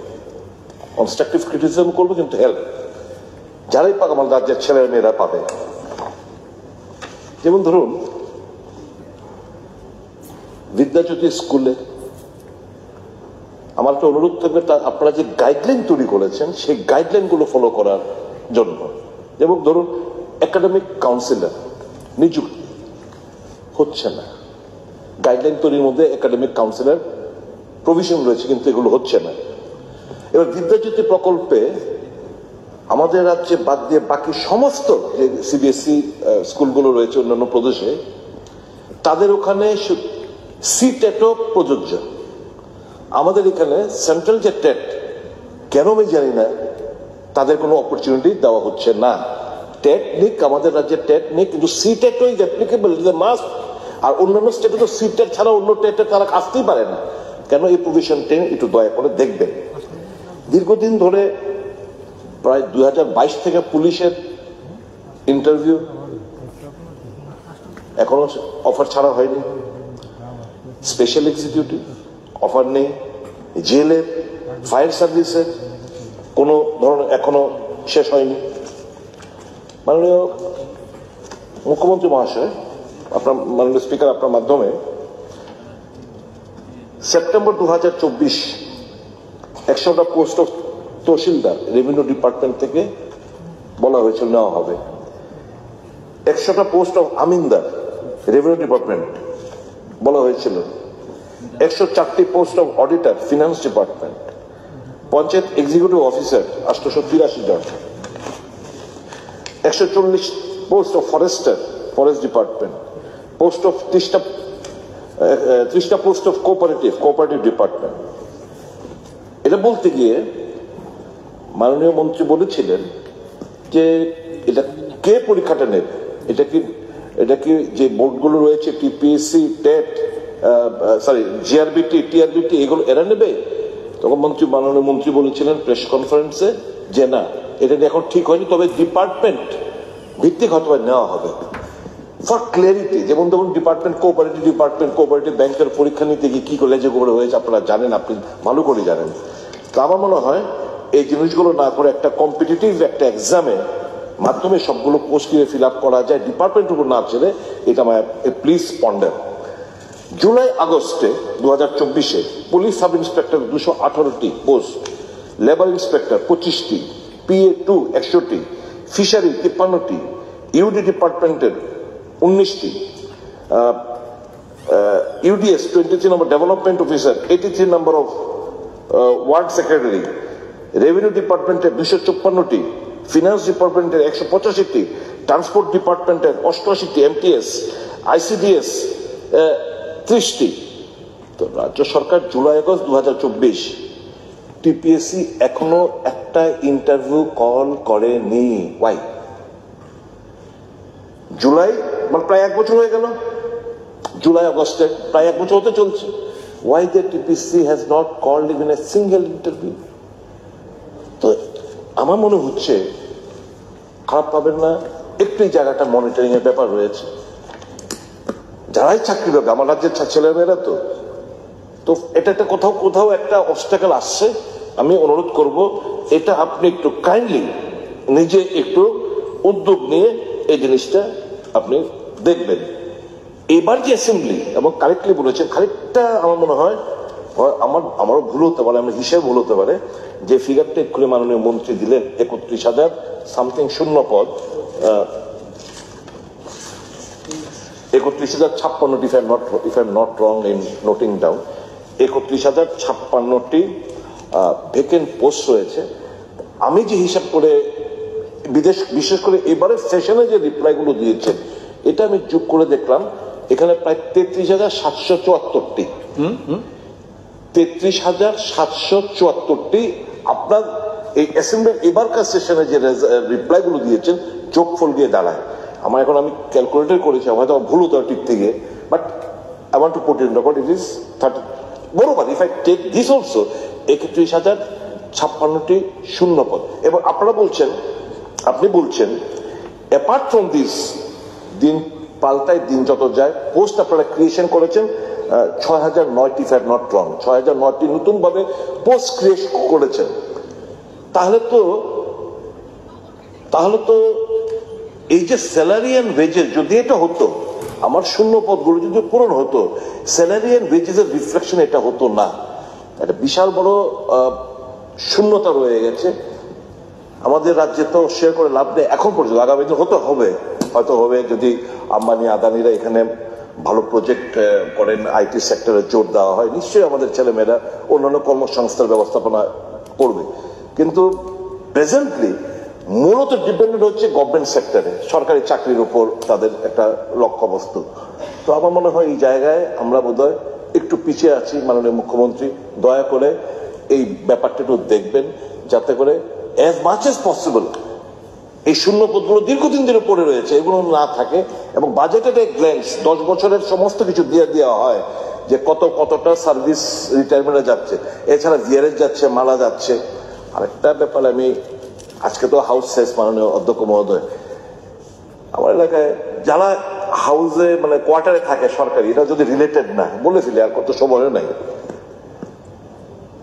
কেউ মারা গেলেন ইন সার্ভিস, 10 বছর বাকি আছে, পেনশন পাচ্ছে, কিন্তু বাড়ি ঘর নেই, এদেরকে কিন্তু উঠিয়ে দিলে কোথায় যাবে, কোথায়, এটা একটু বিবেচনার মধ্যে আনবেন। যাই হোক, আমি ফিরে আসি। এই যে প্রায় আপনি এখানে বললেন 17,554 জনকে আপনারা নিয়েছেন, most humbly differ with you. আমার মনে হয় মাননীয় মুখ্যমন্ত্রী রতনবাবু, সুশান্তবাবু যে স্টেটমেন্টগুলো দিয়েছেন time and again, repeatedly, very recently, যে আনুমানিক 13,000 চাকরি এই সরকার আসার পর দিয়েছে, দ্যাট ইজ কারেক্ট। আর আপনি যদি এই ফিগারটা যদি বলেন, এর মধ্যে বলবেন আউটসোর্সিং হিসেবে 17,554 যদি আমি ধরে রাখি, এর মধ্যে আউটসোর্সিং এর সংখ্যাটা কত?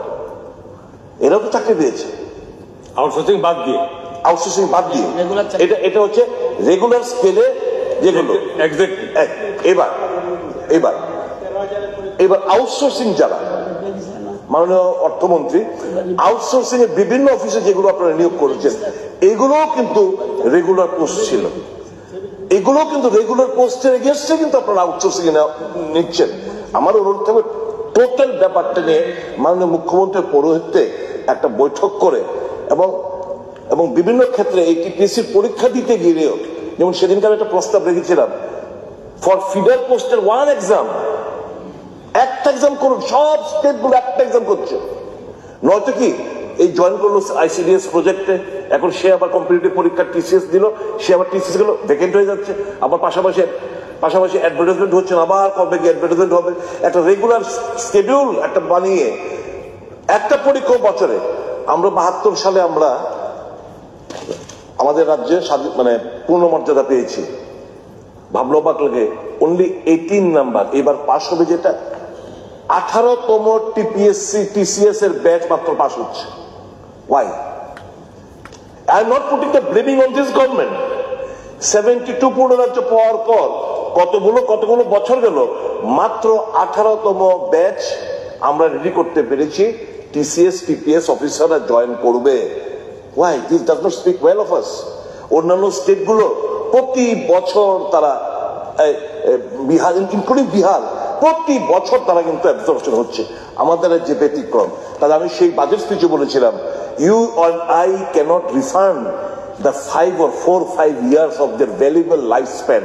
এই যে বেকারত্বর জ্বালা, বিভিন্ন পোস্টগুলোতে ইন্টারভিউ হওয়ার পরও চাকরি পাচ্ছে না, এই যে আমরা তাদের জীবনের একটা মূল্যবান একটা সময় আমরা ছিনিয়ে নিচ্ছি, আমরা কিন্তু এদেরকে we are not in a position to refund that period of their youth.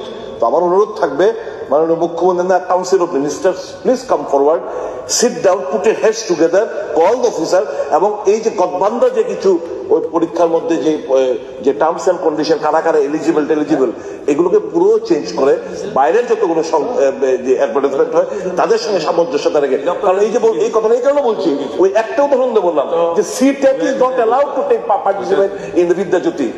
How funny! Central টেটের এরা বিদ্যাজ্যোতির মধ্যে মানে তারা নিয়োগ করা হয় না। Very funny of it. তো আমার অনুরোধ থাকবে সবটা মিলে একটা কিছু করার জন্য। ধন্যবাদ। মাননীয় স্পিকার মহোদয়, মাননীয় সদস্য যেটা বলেছেন, টাকার ডিফারেন্সের কথাটা বলেছেন।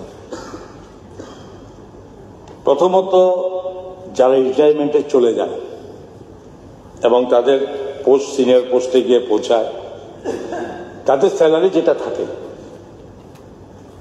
আর পরবর্তী সময় নতুন যখন রিক্রুটমেন্ট হয় ডিফারেন্স অনেক, সেই ডিফারেন্সের অ্যামাউন্ট অটোমেটিক্যালি সংখ্যা যতই নেই না কেন ওই ক্ষেত্রে এই জায়গাটা ডিফারেন্স তৈরি হয় টোটাল অ্যামাউন্টের ক্ষেত্রে, যেটা আপনি ব্যাখ্যা দিতে চেয়েছেন।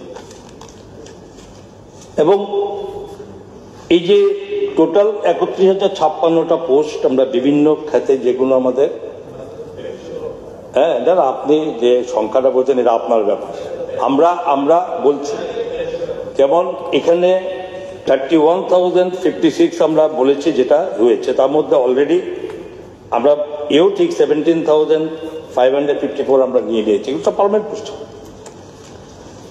আর নতুন করে এর মধ্যে একটা কথা বলি যে 31,056 তার মধ্যে কিন্তু 6,779টা কিন্তু গ্রুপ ডি পদ, ঠিক আছে না? এটা বাদ দিলে বেলে বাকিগুলোর মধ্যে যে কোনো প্রমোশনের ক্ষেত্রে অনেক আছে, group A, group B, group C. এবং টোটাল প্রশ্ন হচ্ছে যে এই যে টোটাল 17,554 এর মধ্যে 1,540টা আমাদের ডাইনেন্সে চাকরি দিয়েছে মিলিয়ে। এরপরে আমরা এরপরেও আপনি বলেছেন 6,009টা আমরা নতুন পদ সৃষ্টি করেছি। এর 12,338টা পদের জন্য অলরেডি অর্থ তরফ থেকে অনুমোদন চলে গেছে, যেগুলো ক্রম পর্যায়ে তার প্রসেস চলছে, হচ্ছে কিছু, যেগুলো হওয়ার পথে আছে। এটা হচ্ছে আমাদের টোটাল দেওয়া ক্ষেত্রে। এর মধ্যে আমি বলেছি আপনাকে কোন কোন মানে বিষয় ক্ষেত্রে কোন কোন পজিশনে আছে, আমি সবটা বলিনি, বিশেষ বিশেষ ক্ষেত্রে বলেছি। জুনিয়র ইঞ্জিনিয়ার, আপনার ডিগ্রি, ডিপ্লোমা, মেডিকেল অফিসার এবং specialist doctor, agri officer, assistant, এগুলো বিভিন্ন সাব ইন্সপেক্টর থেকে এগ্রি অ্যাসিস্ট্যান্ট থেকে শুরু করে আমিন থেকে শুরু করে ফরেস্ট রেঞ্জার ইত্যাদি ইত্যাদি, যে টোটাল এই পদগুলোর জন্য আমরা দেওয়া হয়েছে। এবং এরপরও যেগুলো আমাদের মানে খালি হতে থাকবে।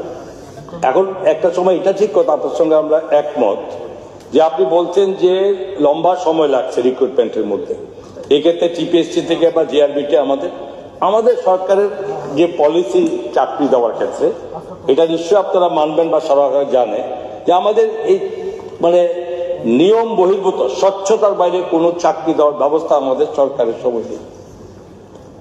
এই যখনই এই পদ্ধতিতে চাকরি দিতে হয় নিয়ম নীতি মেনে, তো স্বাভাবিকভাবে সেগুলো সময় একটু নেবে, এটা প্রথমত। কিন্তু সময়টা যাতে আরো কম হয়, সময়টাতে কম হয়, যেমন বোর্ড, হ্যাঁ এখানে মাননীয় মুখ্যমন্ত্রী এই সম্পর্কে বিভিন্ন সময় উনি ভেবেছেন, এবং টিপিএসসি বোর্ডেরও কিভাবে তার আকৃতি বাড়ানো যায়, জিআরবিটির থেকেও কিভাবে আকৃতি বাড়ানো যায়, যাতে এই চাকরিগুলো আরো খুব ত্বরান্বিত হয়, সময় যাতে না দিয়ে মানে এগুলো আমরা এইটা ফিল আপ করতে পারি। আপনার ওই কথার সঙ্গে আমরা একমত, এগুলো অলরেডি সরকার ভাবছে, হ্যাঁ, যাতে এটা সময়টা কিভাবে কম লাগা হয়। কিন্তু বাকি যে সমস্ত বলেছেন অঙ্কের কথা, যেটা টাকা, সেটা পরিষ্কার, যেটা ওই সময় যারা যাবে যদি 10 জন যায় আর তারপরে যদি আমরা 20 জনও যদি রিক্রুটমেন্ট করি তথাপি কিন্তু টাকার অঙ্ক কিন্তু সমান হবে না, ঠিক আছে? এটা একটা ব্যাপার থাকে। তো ঠিকই তেমনি বাকিটা যেটা হচ্ছে আমাদের হিসাব মোতাবেক আমরা 31,000 যেটা আমরা বলেছি 56, এবং প্লাস আমরা এর বাইরে 12,338 এর চাকরি খুব সহসা হবে, এবং বাকিও আরো প্রসেস হচ্ছে, একদিনও বন্ধ নেই। যেমন এগুলো আমরা আগের হিসাব মতো দিয়েছি, নতুন করে যদি আমরা দেখতে যাই এর মধ্যে কিছু কিছু শিক্ষক ক্ষেত্রে এগুলোর মধ্যে আমাদের অর্থকে অনুমোদন দেওয়া হয়েছে। ঠিক আছে।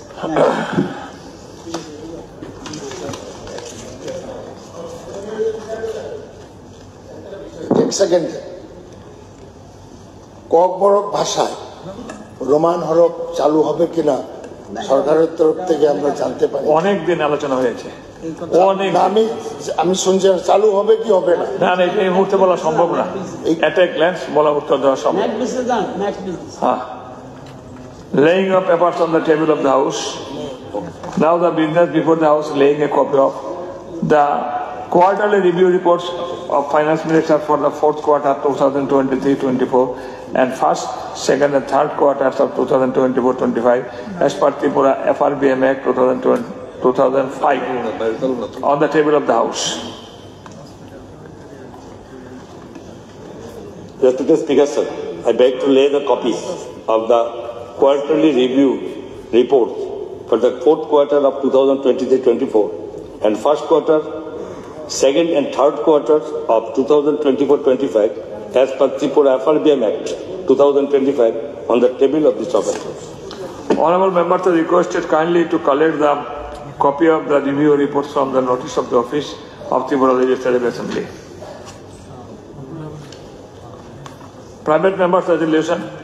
সবার পরবর্তী কার্যসূচি প্রাইভেট মেম্বার্স রেজুলেশন। আজকের কর্মসূচিতে 3টি প্রাইভেট মেম্বার রেজুলেশন আছে। প্রথম রেজুলেশন এনেছেন মাননীয় সদস্য শ্রী পিনাকি দাস চৌধুরী। এখন আমি মাননীয় সদস্য শ্রী পিনাকি দাস চৌধুরী মহোদয়কে অনুরোধ করছি ওনার রেজুলেশনের সভা উত্থাপন করে আলোচনা শুরু করার জন্য।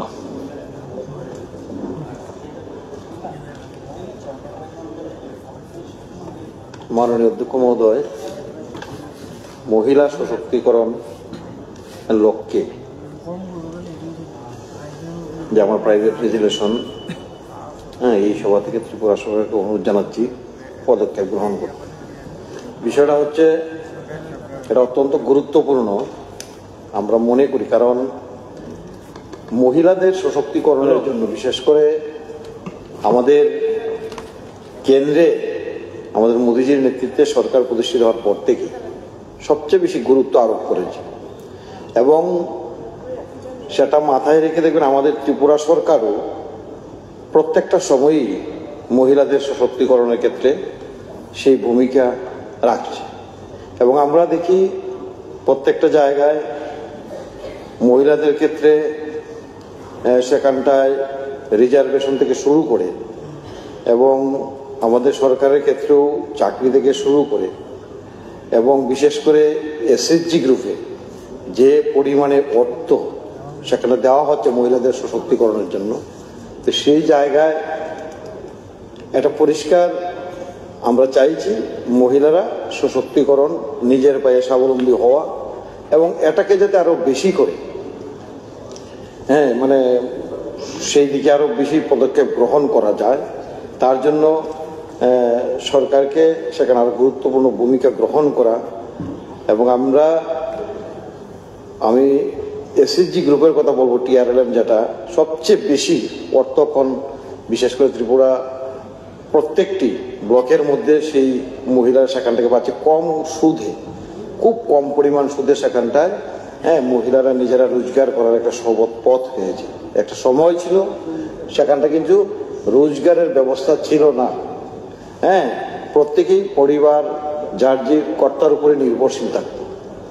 এই জায়গায় আজকের দিনে দাঁড়িয়ে ত্রিপুরা রাজ্যে প্রায় 50,000-এর অধিক এসএসজি গ্রুপ সেখানটা তৈরি হয়েছে এবং সেখানটায় ভিউর মাধ্যমে এসএসজি গ্রুপ এবং 3-4টা ভিউ মিলে সিএলএফ, এটাকে আরো বেশি কার্যকর করার জন্য সরকারও সেখানটায় ভূমিকা নিচ্ছে। আমার প্রশ্ন হচ্ছে এই জায়গায় এই অর্থ সঠিকভাবে যাচ্ছে এবং সঠিকভাবে সেখানে ট্রেনিংয়ের ব্যবস্থা হচ্ছে এবং কেন্দ্রীয় সরকার সবটা জায়গায় দেখছি সেখান থেকে গুরুত্ব আরোপ করছে। সেখানটায় চাকরি বলুন, রিজার্ভেশন বলুন, এবং ইদানিং দেখবেন আমাদের স্টেট গভর্নমেন্টও সেখানটায় জায়গা স্টাম্প যেটাকে বলি রেজিস্ট্রেশনের ক্ষেত্রেও একটা বিশেষ ভূমিকা মহিলাদের ক্ষেত্রে রাখা হয়েছে। তা আমি মনে করি এটা অত্যন্ত গুরুত্বপূর্ণ এবং আমাদের সরকার আরও বেশি কিভাবে পদক্ষেপ গ্রহণ করা যায়, আরও বেশি গুরুত্ব সহকারে সেটাকে কীভাবে দেখা যায় সেই পদক্ষেপ যদি গ্রহণ করা হয়, আরও আমার মনে হয় যেটা আমাদের সরকারের স্বপ্ন, লক্ষ্য, উদ্দেশ্য সেটা বাস্তবিত হবে।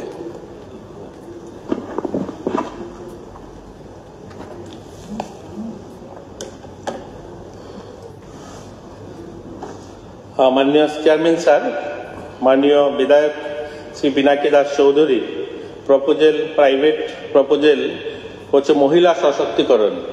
মহিলা সশক্তিকরণ এই বিষয়ে ত্রিপুরা রাজ্য সরকার 2022 সালে Tripura state policy for empowerment of women একটা নীতি প্রণয়ন করে এবং সেটার উপরে ভিত্তি করে মহিলা সশক্তিকরণের বিভিন্ন পদক্ষেপ গ্রহণ করেছে। এই নীতির আওতায় মহিলাদের সশক্তিকরণের লক্ষ্যে তাদের অর্থনৈতিকভাবে স্বাবলম্বী করে তুলতে মহিলাদের জন্য সমস্ত রাজ্যের সরকারি চাকরিতে 33% আরক্ষণ প্রদান করা হয়েছে। রাজ্য সরকারি যে সমস্ত বাজারে স্টল এবং শপিং কমপ্লেক্স তৈরি হচ্ছে মহিলাদের জন্য 50% সংরক্ষণ প্রদান করা হচ্ছে, যা মহিলাদের ব্যবসায়িক সুযোগ বাড়িয়েছে। এটা গোটা ভারতের মধ্যে প্রথম কোনো রাজ্য যেখানে এই ধরনের সরকারি কোনো বাণিজ্যিক প্রতিষ্ঠানে যে স্টল বন্টন হয় সেখানে অর্ধেক মহিলাদের জন্য রাখা হয়েছে। এটা প্রথম কোনো রাজ্য ত্রিপুরা যেখানে সেটা সরকার সিদ্ধান্ত নিয়েছে। সমাজ কল্যাণ সমাজ শিক্ষা দপ্তরের অধীনে চাইল্ড কেয়ার ইনস্টিটিউট এবং এদের বাসিন্দাদের 18 বছর পূর্ণ হয়ে গেলে সরকারি তরফ থেকে 50,000 টাকা অনুদান দেওয়া হয়।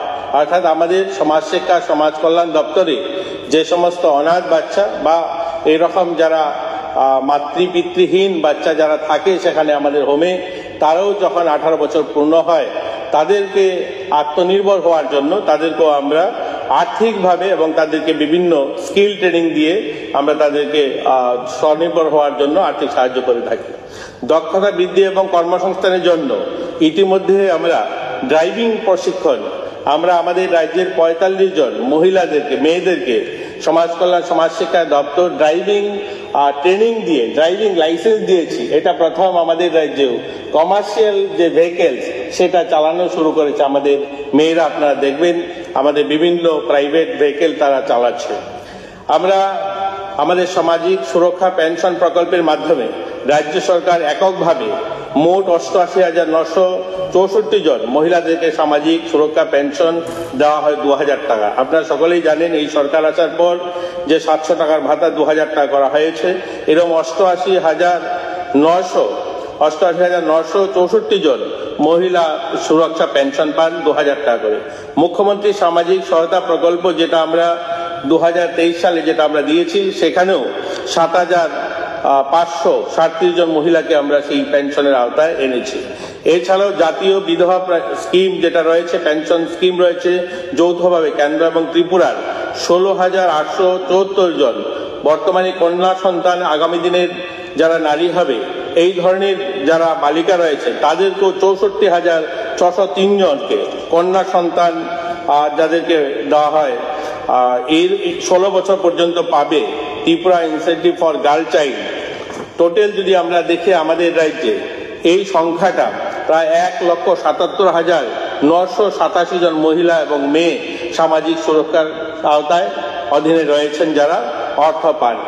গর্ভাবস্থায় মহিলাদের পরিপূর্ণ পুষ্টির জন্য মুখ্যমন্ত্রী পুষ্টি উপহার হিসাবে 2,000 টাকা করে এখন পর্যন্ত 21,551 জন মহিলারা এই অর্থ পেয়েছেন।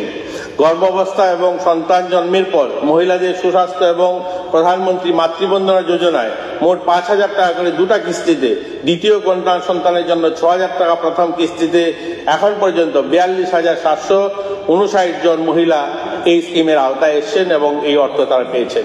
রাজ্যে 20,000-এরও বেশি 20,118 জন আমাদের মাননীয় বিধায়ক সুদীপ বাবু এখনই আপনাদের কলিং অ্যাটেনশন যে পিরিয়ডটা ছিল সেখানে চাকরি সম্বন্ধিত বিষয়টা এসেছিল। উনি এখন নেই, উনি হয়তো শুনছেন। রাজ্যে 20,118 জন অঙ্গনওয়াড়ি কর্মী সহায়িকা রয়েছেন, সাম্মানিক ভাতা 8,000 টাকা এবং যারা হেল্পার রয়েছেন 5,000 টাকা পান। আমরা ইতিমধ্যে 2023 এবং 24 অর্থ বছর এবং 24 এবং 25 অর্থ বছরে এই 2 বছরে 2,199 জন যারা এই চাকরি পেয়েছে। আমাদের যে চাকরি এখানে নিয়মিত চাকরি যে পরিসংখ্যান দেওয়া হয়েছে তার বাইরে 2,199 জন মহিলা যারা অঙ্গনওয়াড়িতে হেল্পার এবং অঙ্গনওয়াড়িতে যারা ওয়ার্কারের নিযুক্তি পেয়েছেন। 5,895টি স্বনির্ভর গোষ্ঠী গঠিত হয়েছে আমাদের শহরী এলাকায়। ত্রিপুরা শহরী আজীবিকা মিশন TULM সেটার অধীনে 5,895টা স্বনির্ভর গোষ্ঠী গঠিত হয়েছে, যাদেরকে এই 5,000 যে গ্রুপ তৈরি হয়েছে তাদেরকে এখন পর্যন্ত প্রায় 98,72,00,000 টাকা সহজ শর্তে ঋণ প্রদান করা হয়েছে। গ্রামীণ এলাকাতে আপনারা জানেন ত্রিপুরা গ্রামীণ জীবিকা মিশন, যেটা আমাদের মাননীয় বিধায়কও বলেছেন, পিনাকি বাবু বলেছেন যে TRLM এ যেভাবে আর্থিকভাবে সাহায্য করা হচ্ছে, এখন পর্যন্ত আমাদের রাজ্যে প্রায় 4,75,582 জন মহিলা, 52,902টি স্বসহায়ক দল তৈরি হয়েছে, যাতে করে ওই দলগুলোকে 2,437টি গ্রামীণ সংগঠনে আওতাভুক্ত করা হয়েছে। জীবিকা মান উন্নয়নের জন্য এই মহিলা স্বসহায়ক দল, গ্রামীণ ক্লাস্টার লেভেল ফেডারেশন, এগুলো এখন পর্যন্ত মোট 740,43 লক্ষ টাকা মিশন থেকে আর্থিক সাহায্য প্রদান করা হয়েছে। তাছাড়াও মহিলা স্বসহায়ক দলের সদস্যদের জীবিকার মান উন্নয়নের জন্য ত্রিপুরা গ্রামীণ জীবিকা মিশনের উদ্যোগে 1,539 কোটি টাকা 80 লক্ষ টাকা ব্যাংক ঋণ হিসাবে প্রদান করা হয়েছে। 2025 সালে ফেব্রুয়ারি মাস পর্যন্ত মোট 94,723 জন মহিলাকে স্বসহায়ক দলের সদস্যকে লাখপতি দিদি হিসাবে চিহ্নিত করা হয়েছে এবং আগামী দিনেও আরও 93,425 জন মহিলা সদস্যকে লাখপতি দিদি হিসাবে তৈরি করবার পরিকল্পনা গ্রহণ করা হয়েছে। এই পর্যন্ত 2,78,765 জন স্বসহায়ক দলের মহিলা সদস্যকে কৃষি ও পশুপালন ক্ষেত্রে সহায়তা প্রদান করা হয়েছে। 32,887টি স্বসহায়ক দলের মহিলা পরিচালিত ক্ষুদ্র উদ্যোগ স্থাপন করেছে। এবছর স্বসহায়ক দলের সদস্যদের মধ্য থেকে আরও 300 জনকে ব্যাংকিং করেসপন্ডেন্স BC সকি নিয়োগ করা হবে এবং স্বসহায়ক দলের 1,93,00,000 মহিলা সদস্যের আর্থিক সাক্ষরতা প্রশিক্ষণের ব্যবস্থা করা হয়েছে। এছাড়াও সমাজ কল্যাণ সমাজ শিক্ষা দপ্তর থেকে ওয়ান স্টপ সেন্টার ত্রিপুরা 8টি জেলায় OSC পাকা ভবন নির্মাণ করা হয়েছে। বিগত 2 বছরে প্রত্যেকটা জেলাতে একটা করে ওয়ান স্টপ সেন্টার চালু করা হয়েছে, যেখানে মহিলারা বিভিন্ন সমস্যা নিয়ে সেখানে যেতে পারেন এবং এক জায়গাতে তাদের সমস্যা সমাধানের ব্যবস্থা করা হয়েছে। মহিলা হেল্পলাইন নাম্বার 181, এই হেল্পলাইন নাম্বার 24 ঘন্টা খোলা থাকে এবং সেখানে মহিলারা বিভিন্ন সমস্যায় যোগাযোগ করতে পারেন। শক্তি সদন সদর গৃহ, এখন সখী নিবাস, কর্মরত মহিলাদের হোস্টেল তৈরি পশ্চিম ত্রিপুরায় 2টি এবং উত্তর ত্রিপুরায় 1টি কাজ করছে। এগুলো মিশন শক্তির অধীনে শক্তি সদনে রূপান্তরিত করা হয়েছে। এছাড়াও আরো 2টি শক্তি সদন অনুমোদিত হয়েছে, একটি খোয়াই জেলায় এবং অন্য একটি গোমতী জেলায় শীঘ্রই চালু করা হবে। সখী নিবাস কর্মরত মহিলাদের জন্য হোস্টেল, বর্তমান আমাদের কৃষ্ণনগরে 46 শয্যা বিশিষ্ট একটি কর্মরত মহিলা হোস্টেল রাজ্য সরকার কর্তৃক গঠিত হয়েছে এবং সেটা পরিচালনা হচ্ছে। এছাড়াও ত্রিপুরায় আরো 10টি কর্মজীবী মহিলা হোস্টেল নির্মাণের জন্য কেন্দ্র সরকার থেকে 114 কোটি টাকা অনুমোদন দিয়েছে। তার মধ্যে 75,24 লক্ষ টাকা ইতিমধ্যে পাওয়া গিয়েছে। সম্প্রতি কৈলাসহর মাননীয় মুখ্যমন্ত্রীর উপস্থিতিতে একটি হোস্টেলে ভূমি পূজন হয়। আগামী 9 তারিখে ধর্মনগরেও আরেকটি হোস্টেলে ভূমি পূজন হবে। এছাড়াও রাজ্যের অন্যান্য প্রান্তে আরো 8খানা, অর্থাৎ এই ধরনের হোস্টেল টোটাল 10খানা তৈরি হবে। জেলায় অন্য জেলাতে আরো 8খানা তৈরি হবে। সংকল্প নারী ক্ষমতায়নের উন্নয়নের লক্ষ্যে এবং সহায়তা করার জন্য প্রত্যেকটা জেলায় একটি করে জেলা হাব, আগরতলা অভয়নগরে একটা হাব চালু করা হয়েছে। মহিলারা এক জায়গায় গিয়ে সমস্ত কিছু তাদের দৈনন্দিন যা সমস্ত দরকার একটা মহিলা আত্মনির্ভর বা সশক্তিকরণের জন্য সমস্ত কিছু সুবিধা একটা সেন্টারে পাবেন, এই ধরনের মহিলা হাব তৈরি করার সিদ্ধান্ত করা হয়েছে এবং গোটা রাজ্যে সেটা কাজ শুরু হয়েছে। সমাজ কল্যাণ সমাজ শিক্ষা দপ্তরের 2 জন মহিলাকে আমাদের যে হোমে থাকেন তাদেরকে আমরা ইতিমধ্যে আর্থিক সাহায্য দিয়ে আমরা হসপিটাল ম্যানেজমেন্টের জন্য বাইরে পাঠিয়েছি। মূলত কথা হলো যে রাজ্যের মহিলাদেরকে সশক্তিকরণ করার লক্ষ্যে বা আত্মনির্ভর করার লক্ষ্যে প্রতিনিয়ত সরকার কাজ করে চলছেন। আপনারা সকলেই জানেন, এবার যখন বাজেট পেশ করা হয়েছে সেখানে অন্তোদয় পরিবারে কোনো কন্যা সন্তান যখন জন্ম হবে তার জন্য 50,000 টাকা সেই ফিক্সড ডিপোজিট বন্ড করা হবে, সেটাও মাননীয় মুখ্যমন্ত্রী সিদ্ধান্ত নিয়েছেন। এবং অন্তোদয় পরিবারের যে সমস্ত বালিকারা বিবাহ উপযুক্ত তাদেরকে একসঙ্গে সাময়িক বিবাহ ব্যবস্থা করা হবে, সেখানেও 50,000 টাকা আর্থিক সাহায্য করা হবে। এটা হলো মূল যে মাননীয় মুখ্যমন্ত্রী এবং এই রাজ্য সরকারের একটাই লক্ষ্য যে আমাদের মায়েরা আত্মনির্ভর হোক, মায়েরাও স্বনির্ভর হোক। তো আমি আবারও আমাদের মাননীয় বিধায়ক পিনাকি দাস চৌধুরীকে ধন্যবাদ জানিয়ে, মাননীয় চেয়ারম্যান সাহেব আপনাকে, মাননীয় মুখ্যমন্ত্রীকে ধন্যবাদ জানিয়ে আমার আলোচনা সমাপ্তি করলাম এবং ওনার যে প্রস্তাব সেটাকে আমি সমর্থন জানিয়ে আমি আমার আলোচনা সমাপ্তি করলাম।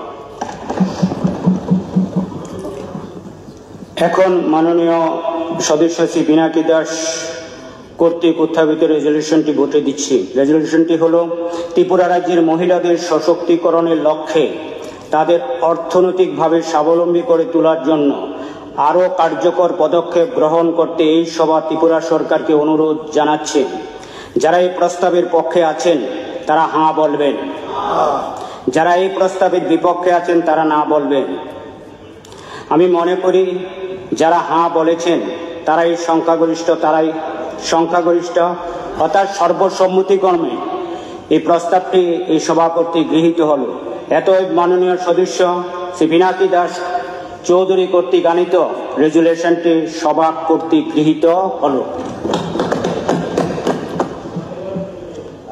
দ্বিতীয় রেজলিউশনটি এনেছেন মাননীয় সদস্য শ্রী জিতেন্দ্র মজুমদার। আমি এখন মাননীয় সদস্য শ্রী জিতেন্দ্র মজুমদারকে অনুরোধ করছি ওনার রেজলিউশনটি সভায় উত্থাপন করে আলোচনা শুরু করার জন্য। মাননীয় চেয়ারম্যান সাহেব, আমার বেসরকারি প্রস্তাবটি হলো ত্রিপুরা রাজ্যকে মৎস্য উৎপাদনে স্বয়ংসম্পূর্ণ করে তোলার লক্ষ্যে আরো কার্যকর উদ্যোগ গ্রহণ করতে এই সভা ত্রিপুরা সরকারকে অনুরোধ জানাচ্ছে। মাননীয় চেয়ারম্যান সাহেব, ত্রিপুরা রাজ্য আমাদের জাতি জনজাতি সর্ব অংশের মানুষ, তাদের প্রিয় খাদ্য মাছ ভাত। সুতরাং মাছে স্বয়ংসম্পূর্ণ হওয়া শুধু খাওয়ার জন্যই নয়, মাছে স্বয়ংসম্পূর্ণ হওয়া, রাজ্যের টাকা রাজ্যে থাকা এবং রাজ্যের এই মাছ চাষের মাধ্যমে বেকার যুবক যুবতীদেরও কর্মসংস্থানের ব্যবস্থা হয়। আমাদের রাজ্যে আমাদের মাছের চাহিদা হচ্ছে 1,17,287.46 মেট্রিক টন। এটা হলো আমাদের রাজ্যের মাছের চাহিদা। না, আমাদের রাজ্যে মাছ উৎপাদন হয় 85,805 কেজি, অর্থাৎ 5.68 মেট্রিক টন। তার মানে প্রায় 31,481.779 MT। তাহলে আমাদের রাজ্যে যদিও এই সরকার আসার পর অনেক উন্নতি হয়েছে, অনেক মাছ চাষ বেড়েছে, কিন্তু তারপরেও যদি আর সামান্য আমরা উদ্যোগ নিতে পারি, আমাদের জলাশয়গুলিকে সঠিকভাবে প্রয়োগ করতে পারি, ব্যবহার করতে পারি, তাহলে আমাদের এই ঘাটতি পূরণ করা কোনো মতেই অসম্ভব নয়। আমাদের রাজ্যের প্রতিটা মানুষের চাহিদা বৎসরে 27.83 কেজি, কিন্তু আমাদের রাজ্যের উৎপাদন হচ্ছে 20.36 কেজি। তাহলে এই যে 7.47% মানে কেজি আমাদের ঘাটতি, এটা আমরা ইচ্ছা করলে অনায়াসে আমরা করতে পারি। আমাদের রাজ্যে প্রচুর পরিমাণে ওয়াটার বডি আছে যেগুলোকে সঠিকভাবে যদি মৎস্য চাষের আওতায় আনা যায়, যদিও চেষ্টা চলছে এবং আসছে, আমাদের অগ্রগতিও হচ্ছে, কিন্তু দেখা গেছে তারপরেও কিছু উদ্যোগ নিলে পরে আমার মনে হয় আমরা সেই ঘাটতিটা পূরণ করতে পারি। যেমন আমাদের মাছ চাষের ক্ষেত্রে অনেক চাষি আছেন যাদের প্রকৃতপক্ষে মাছ চাষের যে অভিজ্ঞতাটা সেটা একটু কম।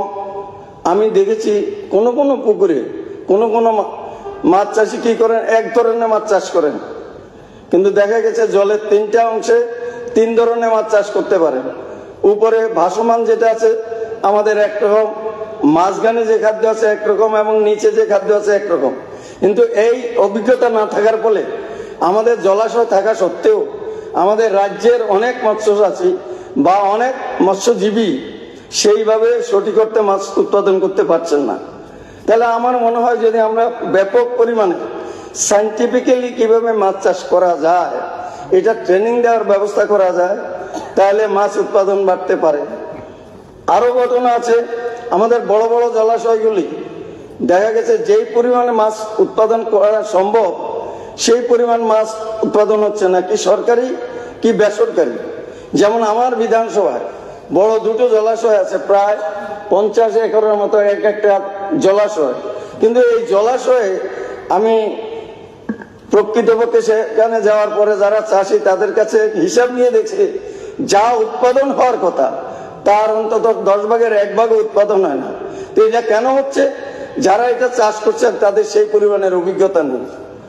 এই জন্য আমার একটা প্রস্তাব থাকবে যে আমাদের মৎস্য দপ্তরের মাধ্যমে, যদিও এখন প্রয়াস হচ্ছে ট্রেনিং দেওয়ার জন্য, এই ট্রেনিং এর ব্যবস্থাটা যদি আরো বাড়ানো যায় তাহলে পরে সেখানে মাছ চাষ বৃদ্ধি পেতে পারে। আরো একটা জিনিস ইদানিংকালে দেখা গেছে, আমাদের কৃষি জমিতে কৃষি শ্রমিকের অভাবে ইদানিংকালে যদিও সরকার ধান কিনছেন, এত কিছুর পরেও কৃষি শ্রমিকের অভাবের কারণে কিছু কিছু জমি পতিত থাকা অবস্থা হয়েছে। এটা এরকম নয় যে ধান চাষের অলাভজনক, কিন্তু যারা কৃষিকাজ করেন তারা উৎসাহিত হচ্ছেন না। এই ক্ষেত্রে যদি সরকার ওই জলাশয় ওই জমিগুলি পুকুর খনন করে অথবা জলাশয় খনন করে মাছ চাষ করা হয়, তাহলে ধানের থেকে উৎপাদন আরো বেশি, মানে লাভ আরো বেশি হয়, তাহলে সেটা আমরা করতে পারি। একটানি জলাশয়ের পুকুরে দেখা গেছে বছরে প্রায় 60 থেকে 70 হাজার টাকা ইনকাম করা যায়, তাহলে মাছের উৎপাদনও বাড়ে, আমাদের ইনকামও হয়। এই ক্ষেত্রে আমাদের এগুলি যদি আমরা উৎসাহিত করি, সরকারের তরফ থেকে যদিও করা হচ্ছে, আরো যদি বেশি উৎসাহিত করা হয় তাহলে সেখানে মাছ উৎপাদনের যে ঘাটতিটা আমাদের রাজ্যে আছে সেটা আমাদের ঘাটতি পূরণ হয়ে যাবে। আরেকটা জিনিস দেখা গেছে, সরকার থেকে চাষিদের কিছু সাহায্য করেন, কিন্তু কাদের করেন? ধরুন একটা পঞ্চায়েতে 5 জন কৃষকের জলাশয়ের মধ্যে চুন অথবা খৈল অথবা মাছের খাদ্য দেওয়া হবে, চারা পোনা দেওয়া হবে।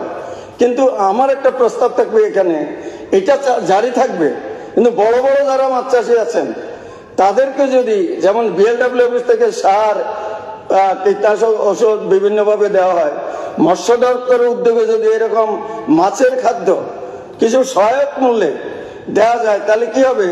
যারা অবস্থাপন্ন, যারা মাছের বড় বড় আরো ইয়ে আছেন, জলাশয় আছে, এই জলাশয়ের মালিকরাও কিন্তু সেখানে নিতে পারেন। সরকার থেকে যে ব্যবস্থাপনা আছে সেটা কাদেরকে দেওয়া হয়? যারা ক্ষুদ্র চাষী, ক্ষুদ্র মাছ চাষী, তাদেরকে দেওয়া হয়। হয়তো একটা গ্রামে আছে 25 জন বা 30 জন, এদের মধ্যে থেকে 5 জনকে দেওয়া হয়।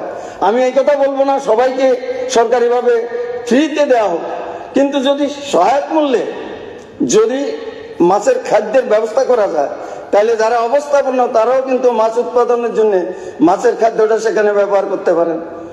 আরেকটা ঘটনা হচ্ছে, আমাদের বাড়িতে আমাদের জিনিসপত্রের জন্য আমরা ঘরের মধ্যে রাখি, স্বর্ণ অলঙ্কারে হোক আর যেটাই হোক, সেখানে আলমারি থাকে, ঘর থাকে, তালা থাকে, কিন্তু দেখা যায় হাজার হাজার বা লক্ষ লক্ষ টাকা ইনকাম করা যায়, বড় জলাশয় তার পাহারা দেওয়ার কোনো ব্যবস্থা থাকে না, নাইট গার্ড থাকে না। আমার একটা প্রস্তাব থাকবে, যদি সেখানে সম্ভব হয় যেখানে যেখানে সিসিটিভির ব্যবস্থা করা যায়, তাহলে মাছ যারা চুরি করেন জলাশয় থেকে, যেটা সরকারি হিসাবে আসে না, সেটাও কিন্তু ধরা যেতে পারে, ব্যবস্থা করা যেতে পারে। গার্ডের যদি পরিসংখ্যান নাও করা যায়, অন্তত সিসিটিভি করলে দেখা যাবে কারা মাছ চুরি করছেন। এরকম সরকারি অনেক জলাশয় আছে এবং বেসরকারি অনেক জলাশয় আছে, প্রচুর পরিমাণে এরিয়া নিয়ে মাছ চাষ করেন, চোরের উৎপাদন রাখতে পারছে না। তো এই ক্ষেত্রে যদি এই ধরনের ব্যবস্থা করা হয়, বিশেষ করে সরকারি জলাশয় যেগুলি আছে, ফরেস্টে অনেক জলাশয় আছে, সেগুলি থেকে কিন্তু ঠিক মতো মাছ চাষ হয় না। বড় বড় ওয়াটার বডি আছে, যেরকম ফরেস্টে আছে তেমনি রাজ্য সরকারের আছে, খাস টিলা আছে যেগুলি রাজ্য সরকারের বা ফিশারি দপ্তরের আন্ডারে আছে। আমার বক্তব্যটা হচ্ছে, যদি আমরা এই সমস্ত দিকগুলি মিলিয়ে একদিকে যা উৎপাদন হচ্ছে সেটাকে আরো বাড়ানোর জন্য ট্রেনিং এর ব্যবস্থা করা, এবং আরেকদিকে যদি এগুলি রক্ষণাবেক্ষণ করার জন্য আমাদের ওয়াশ করার ব্যবস্থা থাকে, তাহলে পরে এই যে ঘাটতি আমাদের রাজ্যে আছে সেটাকে পূরণ করা যাবে। এবং মাছের স্বয়ংসম্পূর্ণ হলে পরে শুধু আমরা রাজ্যের টাকা বাইরে যাবে সেটাকে রোধ করা যেমন যাবে, আবার এই মাছ উৎপাদনের মাধ্যমে আমরা অনেক কর্মসংস্থানের ব্যবস্থা করতে পারবো। সুতরাং আমি এই জন্যে মাননীয় সরকার বাহুদের কাছে, বিশেষ করে দপ্তরের মন্ত্রী মহোদয়ের কাছে আমার এই প্রস্তাবটা রেখে আমি আমার আলোচনা শেষ করছি। ধন্যবাদ। এখন মাননীয় মন্ত্রী আলোচনা করবেন। মাননীয় চেয়ারম্যান স্যার, আমি ধন্যবাদ জানাচ্ছি প্রথমে মাননীয় সদস্য শ্রী জিতেন্দ্র চৌধুরী মহোদয়কে, দুঃখিত সরি জিতেন্দ্র মজুমদার মহোদয়কে। উনি অত্যন্ত গুরুত্বপূর্ণ প্রাইভেট মেম্বার রেজলিউশনের বিষয়টি উত্থাপন করেছেন। তবে আমার মনে হচ্ছে এটা রিপিটেশনও হয়েছে, কারণ এর পঞ্চম সেশনে আমরা এই বিষয় নিয়ে বিস্তারিত আলোচনা করেছি। তবু উনি যে বিষয়গুলো এখানে হাইলাইট করেছেন এটা অত্যন্ত গুরুত্বপূর্ণ। আমরা যেটা দেখেছি ত্রিপুরা রাজ্যের ক্ষেত্রে, বিশেষ করে মাছ আমাদের অত্যন্ত প্রধান এবং সুষম খাদ্য, এবং অন্যান্য রাজ্যের তুলনায় আমাদের রাজ্যের চাহিদা অনেক বেশি। জিতেন্দ্র মজুমদার মহোদয় ওনার বক্তব্যে বলেছেন, এটা ঠিক যে আমাদের রাজ্যে প্রায় প্রতি ব্যক্তি প্রতি বছরে, যেটা আমরা ফিশারি দপ্তরের তথ্য অনুযায়ী দেখি, 27 কেজি পর্যন্ত মাছের প্রয়োজন হয়। এবং সে অনুযায়ী আমরা দেখেছি যে আমাদের রাজ্যে এখন পর্যন্ত 31,489.78 মেট্রিক টন মাছের ঘাটতি রয়েছে। তো fishery department through out the year different initiative আমরা নিয়ে থাকি। তার মধ্যে আমাদের এই মুহূর্তে স্টেট বাজেট থেকে যেমন আমাদের নিউ পন্ড ক্রিয়েশনের কাজ চলছে, ইনপুটস ডিস্ট্রিবিউশনের প্রোগ্রাম চলছে, ট্রেনিং প্রোগ্রাম চলছে, আনইউটিলাইজ ওয়াটার বডিজকে আইডেন্টিফাই করে সেগুলিকে পুনরুদ্ধার বা রিভাইভ করার প্রয়াস চলছে। তো এই কাজগুলি দপ্তরের মাধ্যমে হচ্ছে। প্রধানমন্ত্রী মৎস্য সম্পদা যোজনা সেন্ট্রাল গভর্নমেন্টের আরেকটা গুরুত্বপূর্ণ একটা স্কিম, এবং প্রায় গত 3 বছরে আমরা যদি দেখি, শুধুমাত্র এই স্কিম থেকে প্রায় 192.86 করোড় টাকা কিন্তু আমাদের রাজ্য পেয়েছে নন স্যালারি হেডে, এবং সেখান থেকে বিভিন্ন রকমের উদ্যোগের মাধ্যমে রাজ্যে মৎস্যের উৎপাদন বৃদ্ধি করার প্রয়াস কিন্তু নেওয়া হয়েছে। এবং আমরা দেখেছি আমাদের রাজ্যে এখন পর্যন্ত আমরা যদি 2017-18 হিসাব দেখি, তাহলে 17-18-তে যেটা আমাদের রাজ্যে ছিল প্রায় 68,000 মেট্রিক টনের প্রোডাকশন, সেখান থেকে বেড়ে বর্তমানে 85,805 মেট্রিক টনের উৎপাদন আমাদের বর্তমানে বৃদ্ধি পেয়েছে এবং সেটা রয়েছে। But this is not sufficient. Recently আমরা সিদ্ধান্ত নিয়েছি, এটা অন্যান্য সদস্য যারা আছেন আমাদের হাউসে, আমি আপনাদেরকে অবগত করতে চাই, আপনাদের বিধানসভা এলাকাতেও যারা আনএমপ্লয়েড ইউথ আছে, আপনারাও তাদেরকে মোটিভেট করতে পারেন ফর ফিশিকালচার। প্রধানমন্ত্রী মৎস্য সম্পদা যোজনার মাধ্যমে আমাদের একটা স্কিম চলছে, এস্টাবলিশমেন্ট অফ ফিনফিশ হ্যাচারি, যেখানে আমরা বলছি হ্যাচারিতে টোটাল ভ্যালু হচ্ছে 25 লাখ টাকার। যদি SC, ST এবং উইমেন হয় বেনিফিশিয়ারি, তাহলে 60% সাবসিডি ফিশারি ডিপার্টমেন্ট দিচ্ছে। অর্থাৎ 25 লাখ টাকার প্রজেক্টের মধ্যে 15 লাখ টাকা কিন্তু ফিশারি ডিপার্টমেন্ট আপনাকে হেল্প করছে, আর 10 লাখ টাকা বেনিফিশিয়ারি যিনি থাকবেন সে নিজে ইনভেস্ট করতে পারে, either he can take bank loan. তো এটা আমার মনে হয় কেন আমরা এই লিউক্রেটিভ স্কিমটা নিয়ে এসেছি, কারণ যাতে আমাদের রাজ্যের বেকাররা উৎসাহ লাভ করতে পারে। তো এটা আমাদের চলছে, অলরেডি আমরা 17টা এস্টাবলিশমেন্ট তৈরি করেছি। আমাদের ডুম্বুর রিজার্ভার যেটা রয়েছে সেখানেও মৎস্য উৎপাদন বৃদ্ধি করার জন্য অনেকগুলি আমরা উদ্যোগ গ্রহণ করেছি। তার মধ্যে 1512টি কেস কালচার আমরা ইনস্টল করেছি। রিসেন্টলি আরো মোর অর লেস 6 কোটি টাকার মতো আমরা দিয়েছি সেখানে ওয়াটার বডিজ ক্রিয়েট করার জন্য, আরো ইনপুটস প্রদান, ফিড মিল তৈরি করা, ট্রেনিং ফ্যাসিলিটি সেন্টার তৈরি করা, এরকম ল্যান্ডিং সেন্টার তৈরি করা, তো সেটাও আমরা রিসেন্টলি দিয়েছি। তো অনেকগুলি স্কিম আছে, এগুলি বললে অনেক সময় লাগবে, আমি এটাকে লে করে দিচ্ছি।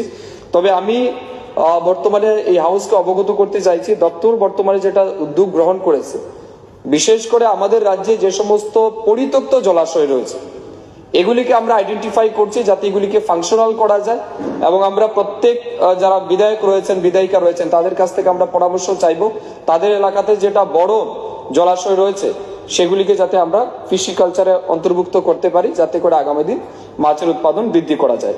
তো আমি আপনাদের সবার সহযোগিতা চাইছি, এবং এটা খুব সিগনিফিক্যান্ট একটা সেক্টর আমাদের রাজ্যে, তো সেটাকে বৃদ্ধি করার জন্য আমাদের সবারই সহযোগিতা দরকার। আরেকটা জিনিস আমি বলে আমার বক্তব্য শেষ করছি, মৎস্য চাষীদেরকে আমরা আর্থিকভাবে সহায়তা প্রদান করছি। তার বাইরে আরেকটা গুরুত্বপূর্ণ স্কিম আমরা রিসেন্টলি লঞ্চ করেছি, মৎস্য সহায়তা যোজনা, যেখানে 6000 টাকা করে বাৎসরিক কিষাণ সম্মান নিধির মতো আমরা তাদেরকে দিচ্ছি।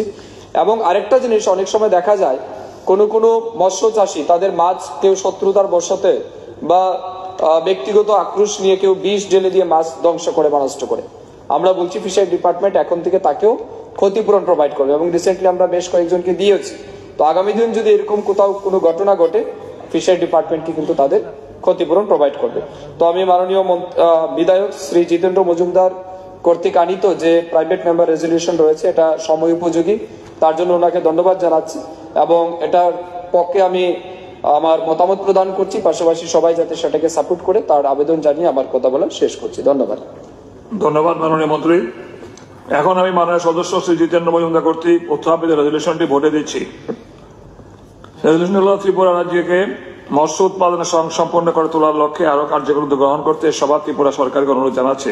যারা প্রস্তাবের বিপক্ষে আছেন হ্যাঁ বলবেন, যারা বিপক্ষে আছেন না বলবেন।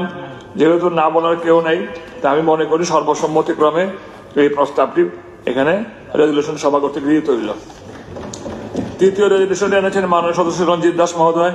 এখন এই মাননীয় সদস্য রঞ্জিত দাস মহোদয়কে অনুরোধ করছি ওনার রেজলিউশনটি সভা উত্থাপন করে আলোচনা শুরু করার জন্য।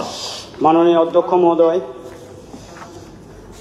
আমি আপনাকে আন্তরিক ধন্যবাদ জানাই, কারণ আপনি আমাকে এই মহান সভায় একটি গুরুত্বপূর্ণ বেসরকারি প্রস্তাব উত্থাপনের সুযোগ দিয়েছেন। আমার উত্থাপিত প্রস্তাবটি ত্রিপুরা রাজ্যের অর্থনৈতিক উন্নয়নের সঙ্গে ওতপ্রোতভাবে জড়িত এবং সময় উপযোগী বলে আমি মনে করছি।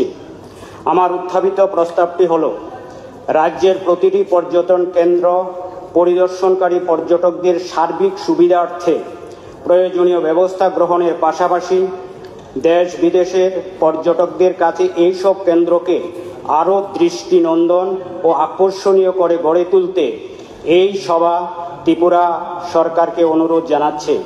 মাননীয় অধ্যক্ষ মহোদয়, ত্রিপুরার পর্যটন শিল্প অর্থনৈতিকভাবে গুরুত্বপূর্ণ, বেকারদের কর্মসংস্থানের একটি নির্ণায়ক ভূমিকা গ্রহণ করছে। মাননীয় পর্যটন মন্ত্রী 2025-26 অর্থবৎসরে বাজেটের আলোচনার সময় সবকিছু বিস্তারিতভাবে আলোচনা করেছেন, আমি সে প্রসঙ্গগুলি আর উত্থাপন করছি না। মাননীয় অধ্যক্ষ মহোদয়, পর্যটন কেন্দ্র পরিদর্শনকারী পর্যটকদের সার্বিক সুবিধার্থে পর্যটন কেন্দ্রগুলিতে নিরাপত্তার ব্যবস্থা করা, যাতে করে পর্যটকরা দিবারাত্রি নিরাপত্তার অভাব বোধ না করে, তার জন্য পর্যাপ্ত পরিমাণে নিরাপত্তার ব্যবস্থা করা। 2 নম্বর, পর্যটন কেন্দ্রগুলি প্রবেশ করার সময় কোনো পর্যটক যাতে নেশা সামগ্রী নিয়ে প্রবেশ না করে, তার পাশাপাশি পর্যটন কেন্দ্রগুলিতে ভেতরে অবৈধভাবে কোনো নেশার সামগ্রী যাতে বিক্রি করতে না পারে তার ব্যবস্থা করা।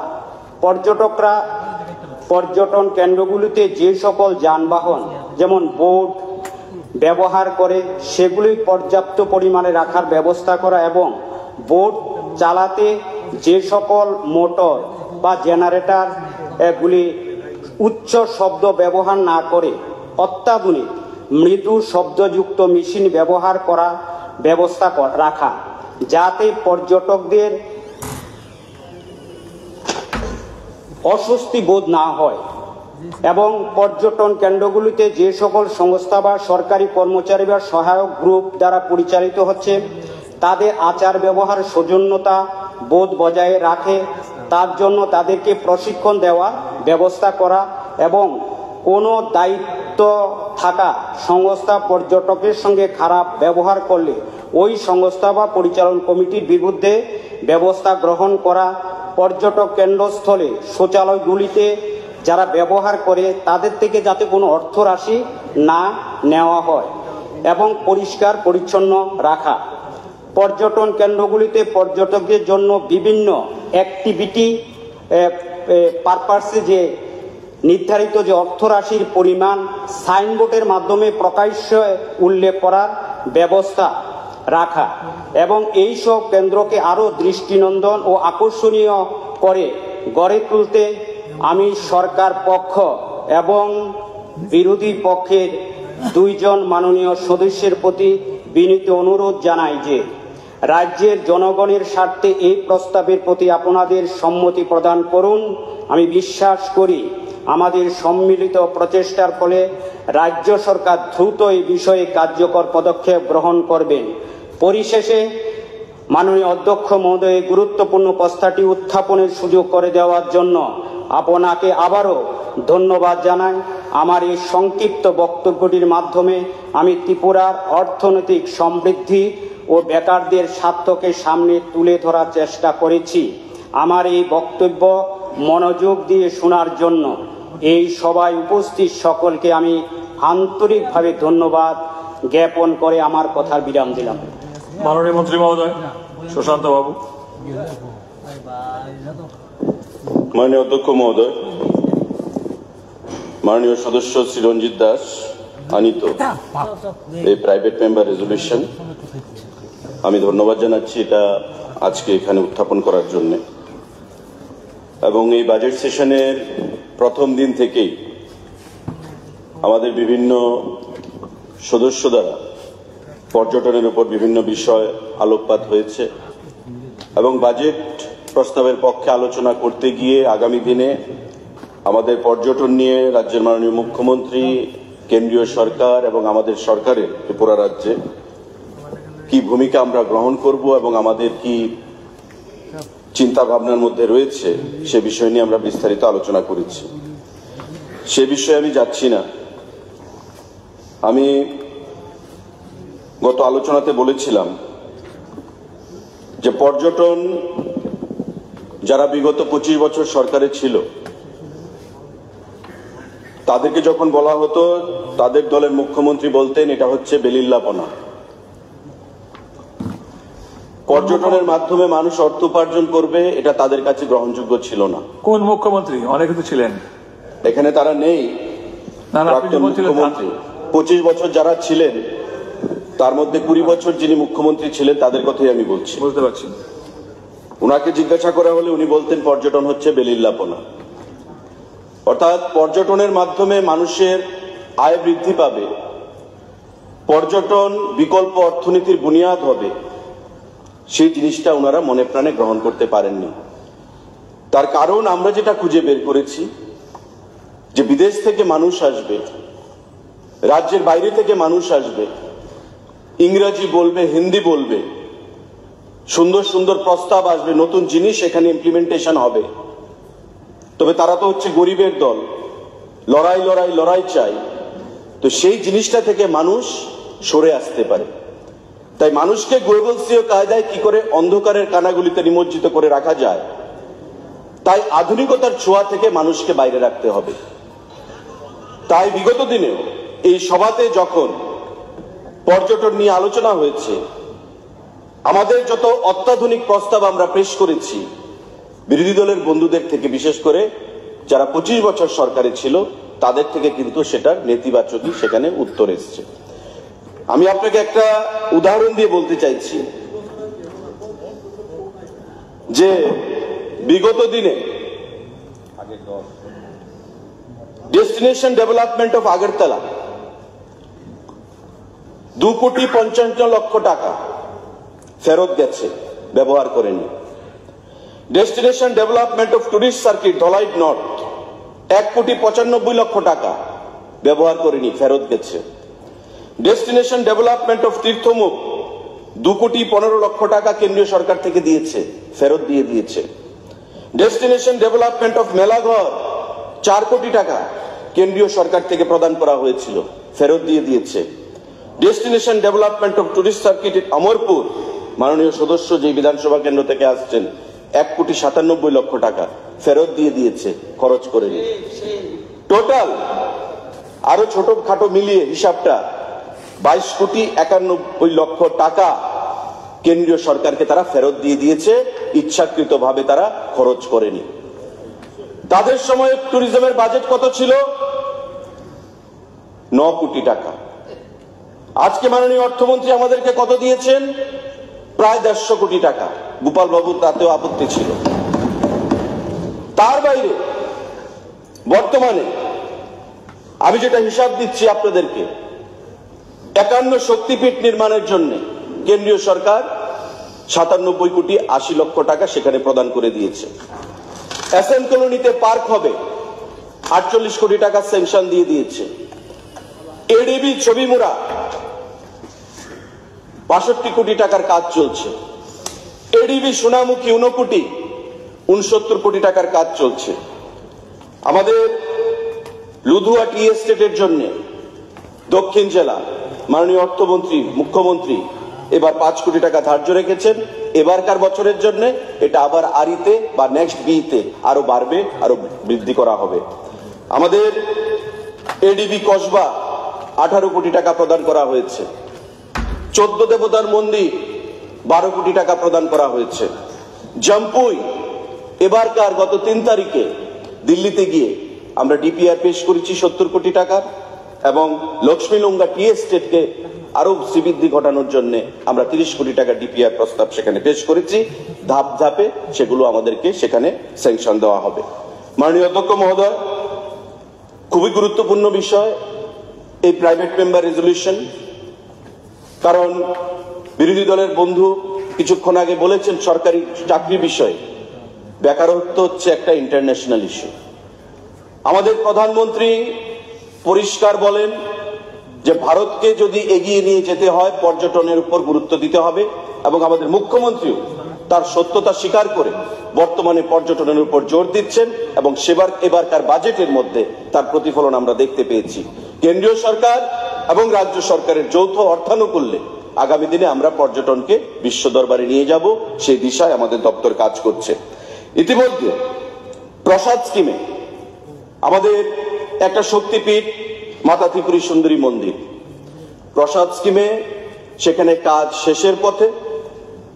হয়তোবা মাননীয় প্রধানমন্ত্রী সেটার উদ্বোধন করবেন নতুন রূপে। মাননীয় মুখ্যমন্ত্রী প্রধানমন্ত্রীর সাথে কথা বলেছেন, আগামী 1-1.5 মাসের মধ্যে হয়তো আমরা সেই শুভক্ষণ আসবে যে আমরা নতুনভাবে নতুন রূপে তৈরি মাতা ত্রিপুরী সুন্দরী মন্দিরের আমরা শুভ উদ্বোধন করব। আমাদের নারিকেল কুঞ্জ আগেও ছিল, কি ছিল তাতে? উগ্রপন্থীদের আস্তানা, রাস্তা ছিল না, মানুষ যেতে ভয় পেত। 2018 সালে সরকার গঠিত হলো, প্রণজিৎ বাবু ট্যুরিজম দপ্তরের দায়িত্বে এলেন, নতুন রূপে নারকেল কুঞ্জকে সারা বিশ্বের কাছে পরিচিতি এনে দিলেন। আজকে সেই নারকেল কুঞ্জ হচ্ছে আমাদের রাজ্যের, ত্রিপুরা রাজ্যের পর্যটনের অন্যতম সেখানে আকর্ষণের কেন্দ্রবিন্দু। হাজার হাজার মানুষ প্রতি বছর প্রতিদিন সেখানে পর্যটক ভ্রমণ পিপাসু মানুষরা সেখানে যাচ্ছে। আমাদের ছবিমুড়া তৈরি হয়েছে, তারপরও এডিবির অর্থানুকূল্যে আরো 62 কোটি টাকা অর্থ ব্যয় করে সেখানে নতুন রূপে আমরা সেখানে কাজ করছি। আমাদের লাইট এন্ড সাউন্ড শো আগরতলায় রাজবাড়ির ভেতর শুরু হয়েছে। গত কয়েকদিন আগে মাননীয় মুখ্যমন্ত্রীর হাত ধরে নতুন করে আবার লেজার লাইট শো আমরা শুরু করেছি, এবং যারাই এই লেজার লাইট শো দেখতে আসছেন, লাইট এন্ড সাউন্ড শো দেখতে আসছেন, আমাদের এনএসসি ডেলিগেটস বলুন, আমাদের ফিনান্স কমিশনের অতিথিরা বলুন, বাইরে থেকে বিভিন্ন বিশিষ্ট ব্যক্তিজনেরা বলুন, তাদের প্রশংসা আমরা করছি। ভারতবর্ষের সব থেকে লম্বা, সব থেকে দীর্ঘ লেজার শো হচ্ছে আমাদের আগরতলার রাজবাড়ির ভেতরকার লেজার শো। যেটা আমরা ধন্যবাদ জানাবো মাননীয় মুখ্যমন্ত্রীকে, আমরা ধন্যবাদ জানাবো স্মার্ট সিটিকে। আমাদের অর্থে স্মার্ট সিটি সেটা আমাদেরকে তৈরি করে দিয়েছে এবং বর্তমানে সেটা ট্যুরিজম দপ্তরের অধীনে চলছে। আমাদের চোত্তাখোলা পার্ক বিগত সরকার তৈরি করেছিল। কি শুনতাম? ভারত বাংলার মৈত্রীর এটা একটা সেতু বন্ধন, ভারত বাংলার মৈত্রীর এটা একটা চিহ্ন, এটাকে সামনের দিকে এগিয়ে নিয়ে যেতে হবে। না ছিল কোনো ক্যাফেটেরিয়া, না ছিল কোনো টয়লেটের ব্যবস্থাপনা, মানুষ বিনোদনের জন্য যাবে, সেখানে কতক্ষণ থাকবে, কি করে সময় কাটাবে, কোনো কিছু ছিল না। নতুন করে আমরা পরিকাঠামো গঠন করেছি।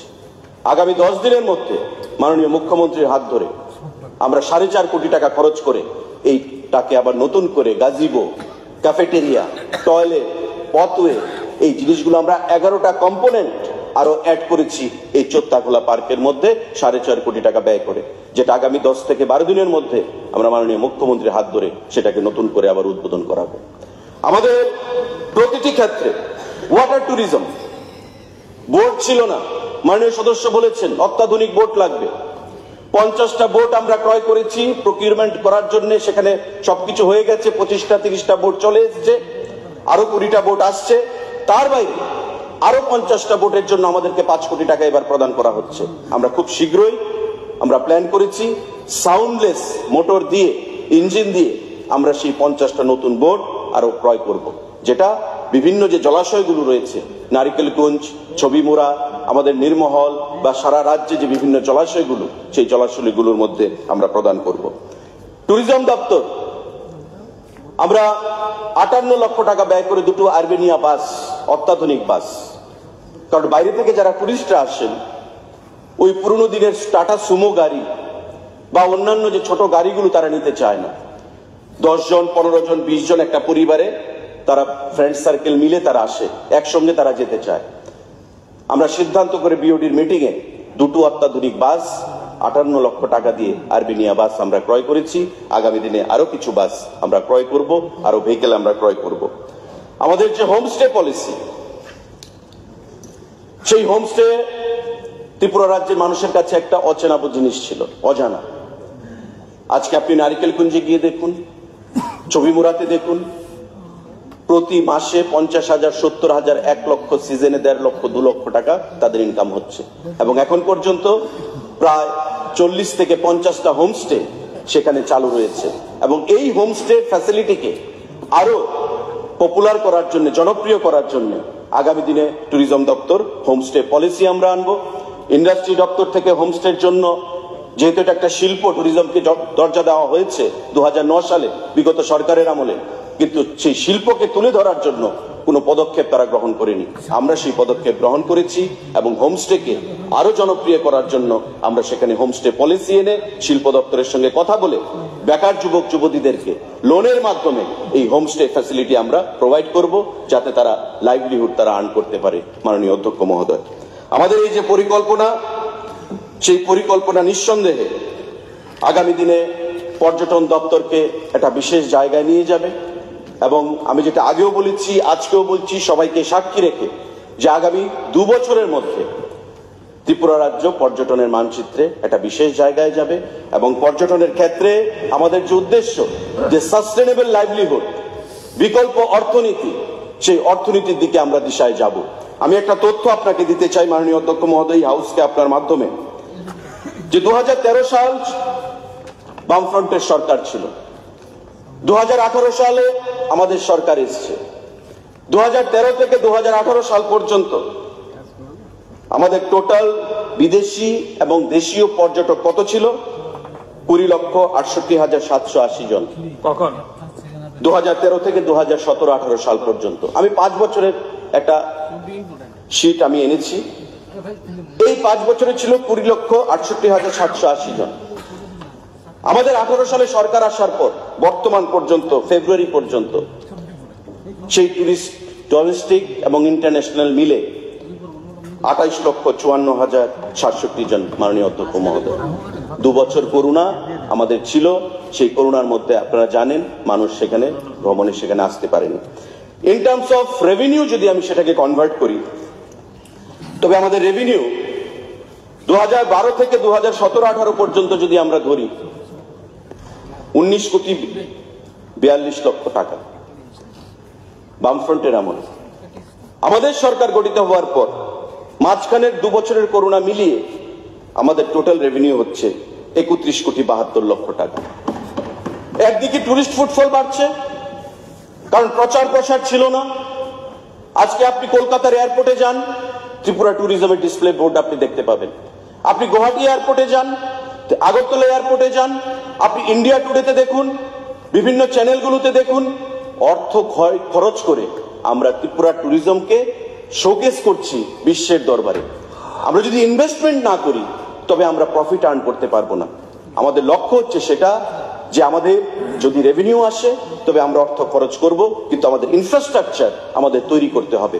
আজকে কেন্দ্রীয় সরকার এবং রাজ্য সরকারের অর্থানুকূল্যে আমরা সেই ইনফ্রাস্ট্রাকচার তৈরি করছি এবং প্রচার প্রসারের মাধ্যমে আমরা ত্রিপুরা ট্যুরিজমকে একটা বিশেষ জায়গায় আমরা নিয়ে যাব আগামী 2 বছরের মধ্যে। আজকের এই সভা থেকে সেটা আমরা দ্ব্যর্থহীন ভাষায় প্রত্যেককে আশ্বস্ত করে, মাননীয় সদস্যকে ধন্যবাদ জ্ঞাপন করে, সবাইকে আমাদের এই প্রস্তাবকে সমর্থন করার জন্য আহ্বান জানিয়ে আমি আমার বক্তব্য শেষ করছি। সবাইকে নমস্কার। ধন্যবাদ মাননীয় মন্ত্রী মহোদয়কে। এখন ওই মাননীয় সদস্য শ্রী রঞ্জিত দাস মহোদয় কর্তৃক উত্থাপিত রেজলিউশনটি ভোটে দিচ্ছি। রেজলিউশনটি হল রাজ্যের প্রতিটি পর্যটন কেন্দ্র পরিদর্শনকারী পর্যটকদের সার্বিক সুবিধার্থে প্রয়োজনীয় ব্যবস্থা গ্রহণের পাশাপাশি দেশ বিদেশের পর্যটকদের কাছে এইসব কেন্দ্রকে আরো দৃষ্টিনন্দন আকর্ষণীয় গড়ে তুলতে এই সভা ত্রিপুরা সরকারকে অনুরোধ জানাচ্ছে। যারা প্রস্তাবের পক্ষে আছেন তারা হা বলবেন, যারা বিপক্ষে আছেন না বলবেন। আমি মনে করি যেহেতু না বলার কেউ নেই, তাই মাননীয় সদস্য শ্রী রঞ্জিত দাস কর্তৃক আনিত রেজলিউশনটি সর্বসম্মতিক্রমে এই সভা কর্তৃক গৃহীত হইল। আমি একদম লাস্ট পরে যাওয়ার আগে আমি একটা জিনিস আমি সুশান্তবাবুকে বলছিলাম। মাননীয় সুশান্তবাবু, আমার কান অধীর আগ্রহে অপেক্ষা করছিল উত্তর ত্রিপুরা ধর্মনগরের জন্য কিছু একটা শুনতে পাবো। প্রাত্যই রয়ে গেল। যাই হোক, আমরা মাননীয় মুখ্যমন্ত্রীর সহযোগিতায় ধর্মনগরকে সাংস্কৃতিক হাব বানিয়ে ফেলেছি। সবার প্রতি আমন্ত্রণ রইল। মাননীয় অধ্যক্ষ মহোদয়, আপনি উত্তর ত্রিপুরার কথা বলেছেন। আমরা বলেছি 70 কোটি টাকা ডিপিআর পেশ করা হয়েছে গভর্নমেন্ট অফ ইন্ডিয়ার। কোথায়? জাম্পুই হিলকে নিয়ে। উত্তর ত্রিপুরা ধর্মনগর বলেছি। ধর্মনগর আপনার ধর্মনগর। আমি খুব শীঘ্রই ধর্মনগরে যাব। আমি আপনাকে আগেও বলেছি যে গিয়ে আপনি কোথায় কি করতে চাইছেন সেই প্রস্তাবটা দেবেন, আমরা নিশ্চয়ই সেটা বিচার। ধন্যবাদ। নিশ্চয়ই। আগের বার প্রাঞ্জিতও গিয়েছিলেন, এবার আপনিও আসুন। মাননীয় সদস্যগণ, আজ ত্রয়োদশ বিধানসভার 7ম অধিবেশনের শেষ দিন। গত 21শে মার্চ 2025 তারিখ এই অধিবেশনের সূচনা হয়েছিল। ত্রিপুরা বিধানসভার বিজনেস অ্যাডভাইসারি কমিটির পেশ করা সুপারিশ মূলে অধিবেশনের প্রতিটি কার্যক্রম সঠিকভাবে পালনের ক্ষেত্রে আপনারা এই পবিত্র বিধানসভায় যথাযথ দায়িত্ব পালন করেছেন। চলতি অধিবেশনে 2024-25 অর্থ বছরের অতিরিক্ত ব্যয় বরাদ্দের প্রস্তাব পেশ ও অতিরিক্ত ব্যয় বরাদ্দের ডিমান্ডগুলির উপর আনা ছাঁটাই প্রস্তাবের উপর আলোচনা এবং শেষে অতিরিক্ত ব্যয় বরাদ্দের ডিমান্ডগুলি পাশ হয়েছে। পাশাপাশি মাননীয় অর্থমন্ত্রী কর্তৃক 2025-26 অর্থবর্ষের ব্যয় বরাদ্দের প্রস্তাব উত্থাপন এবং সাধারণ আলোচনা, ছাঁটাই প্রস্তাবের উপর গঠনমূলক বিস্তারিত আলোচনা ও সর্বশেষে গত 28 মার্চ 2025 তারিখ বাজেট পাশ হয়েছে। এবারে বিধানসভা অধিবেশন অত্যন্ত গৌরবময় বিষয়ের পরিপ্রেক্ষিতে 3টি অভিনন্দনসূচক প্রস্তাবের উপরে আলোচনা হয়েছে। প্রথমটি মহাকাশ বিজ্ঞানী ভারতীয় বংশোদ্ভব সুনিতা উইলিয়ামসের মহাকাশ থেকে ভূপৃষ্ঠে সফল অবতরণ। দ্বিতীয়টি সম্প্রতি আইসিসি চ্যাম্পিয়ন্স ট্রফি 2025 টুর্নামেন্টে ভারতীয় ক্রিকেট দল এবং তৃতীয়টি অনূর্ধ্ব-19 মহিলা বিশ্বকাপ T20 ক্রিকেট টুর্নামেন্ট বিজয়ী ভারতীয় মহিলা ক্রিকেট দল সম্পর্কিত। অধিবেশনের প্রশ্ন উত্তর পর্ব থেকে শুরু করে প্রতিটি কার্যসূচি সঠিকভাবে পালনের ক্ষেত্রে আপনাদের সকলের ভূমিকা ছিল অত্যন্ত প্রশংসনীয়। এবারে বিধানসভা অধিবেশনে নির্ধারিত 60টি কর্মদিবস সুষ্ঠুভাবে পরিচালনা করার ক্ষেত্রে এই হাউসে আপনারা সকল সম্মানিত সদস্যগণ যেভাবে অধিবেশন পরিচালনার ক্ষেত্রে সহযোগিতা করেছেন তার জন্য আমি আপনাদের প্রত্যেকে আন্তরিক কৃতজ্ঞতা ধন্যবাদ জ্ঞাপন করছি। এছাড়া ট্রেজারি বেঞ্চের সদস্যগণ সহ বিরোধী বেঞ্চের সদস্যগণ উচ্চমার্গের গঠনমূলক আলোচনায় এই বিধানসভা সমৃদ্ধ হয়েছে। এছাড়াও জরুরি জনস্বার্থমূলক রেফারেন্স ও কলিং অ্যাটেনশন নোটিশের উপর সংশ্লিষ্ট দপ্তরে ভারপ্রাপ্ত মাননীয় মন্ত্রীরা বিবৃতি প্রদান করেছেন। রাজ্যবাসীকে অবহিত করার ক্ষেত্রে এবারের বিধানসভা অধিবেশনে আলোচ্য বিষয়গুলি সঠিকভাবে সংবাদ মাধ্যমে প্রকাশ ও উপস্থাপন করার জন্য সংবাদ মাধ্যমের সংশ্লিষ্ট প্রতিনিধিগণ যারা সকাল থেকে বিধানসভা শেষ হওয়া পর্যন্ত এখানে আন্তরিকভাবে কাজ করেছেন, ওনাদেরকে আমি বিশেষভাবে ধন্যবাদ জ্ঞাপন করছি। এছাড়াও নেভার কাজে জড়িত SBL এর সকল কর্মচারী এবং ইন্টারপ্রেটার সিস্টেমের কাজে জড়িত সকল কর্মচারীরা তাদের নির্ধারিত কাজের মাধ্যমে অধিবেশনকে সুষ্ঠুভাবে পরিচালনায় সহায়তা করার জন্য তাদের সকলকে আন্তরিক ধন্যবাদ জানাচ্ছি।